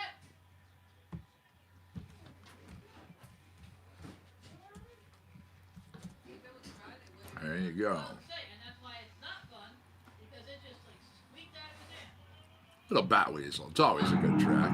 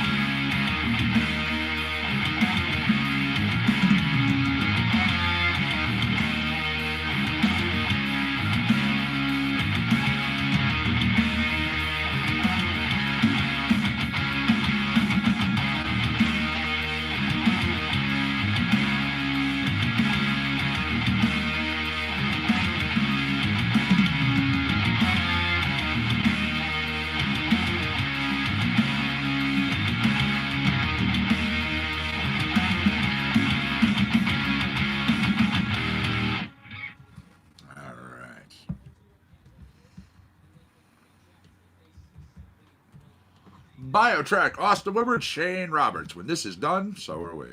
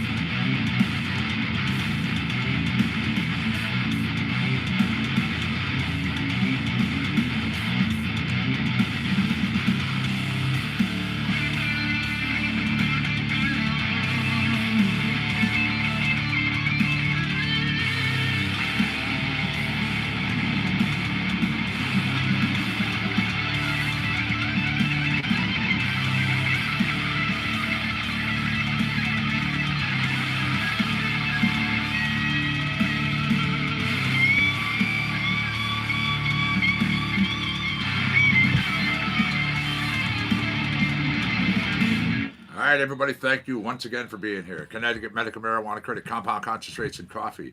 It is October 20th, 2019. It's a little after 3, so go have fun. Enjoy the rest of your afternoon. I'll see you in the morning. Peace, everybody. Much love and respect.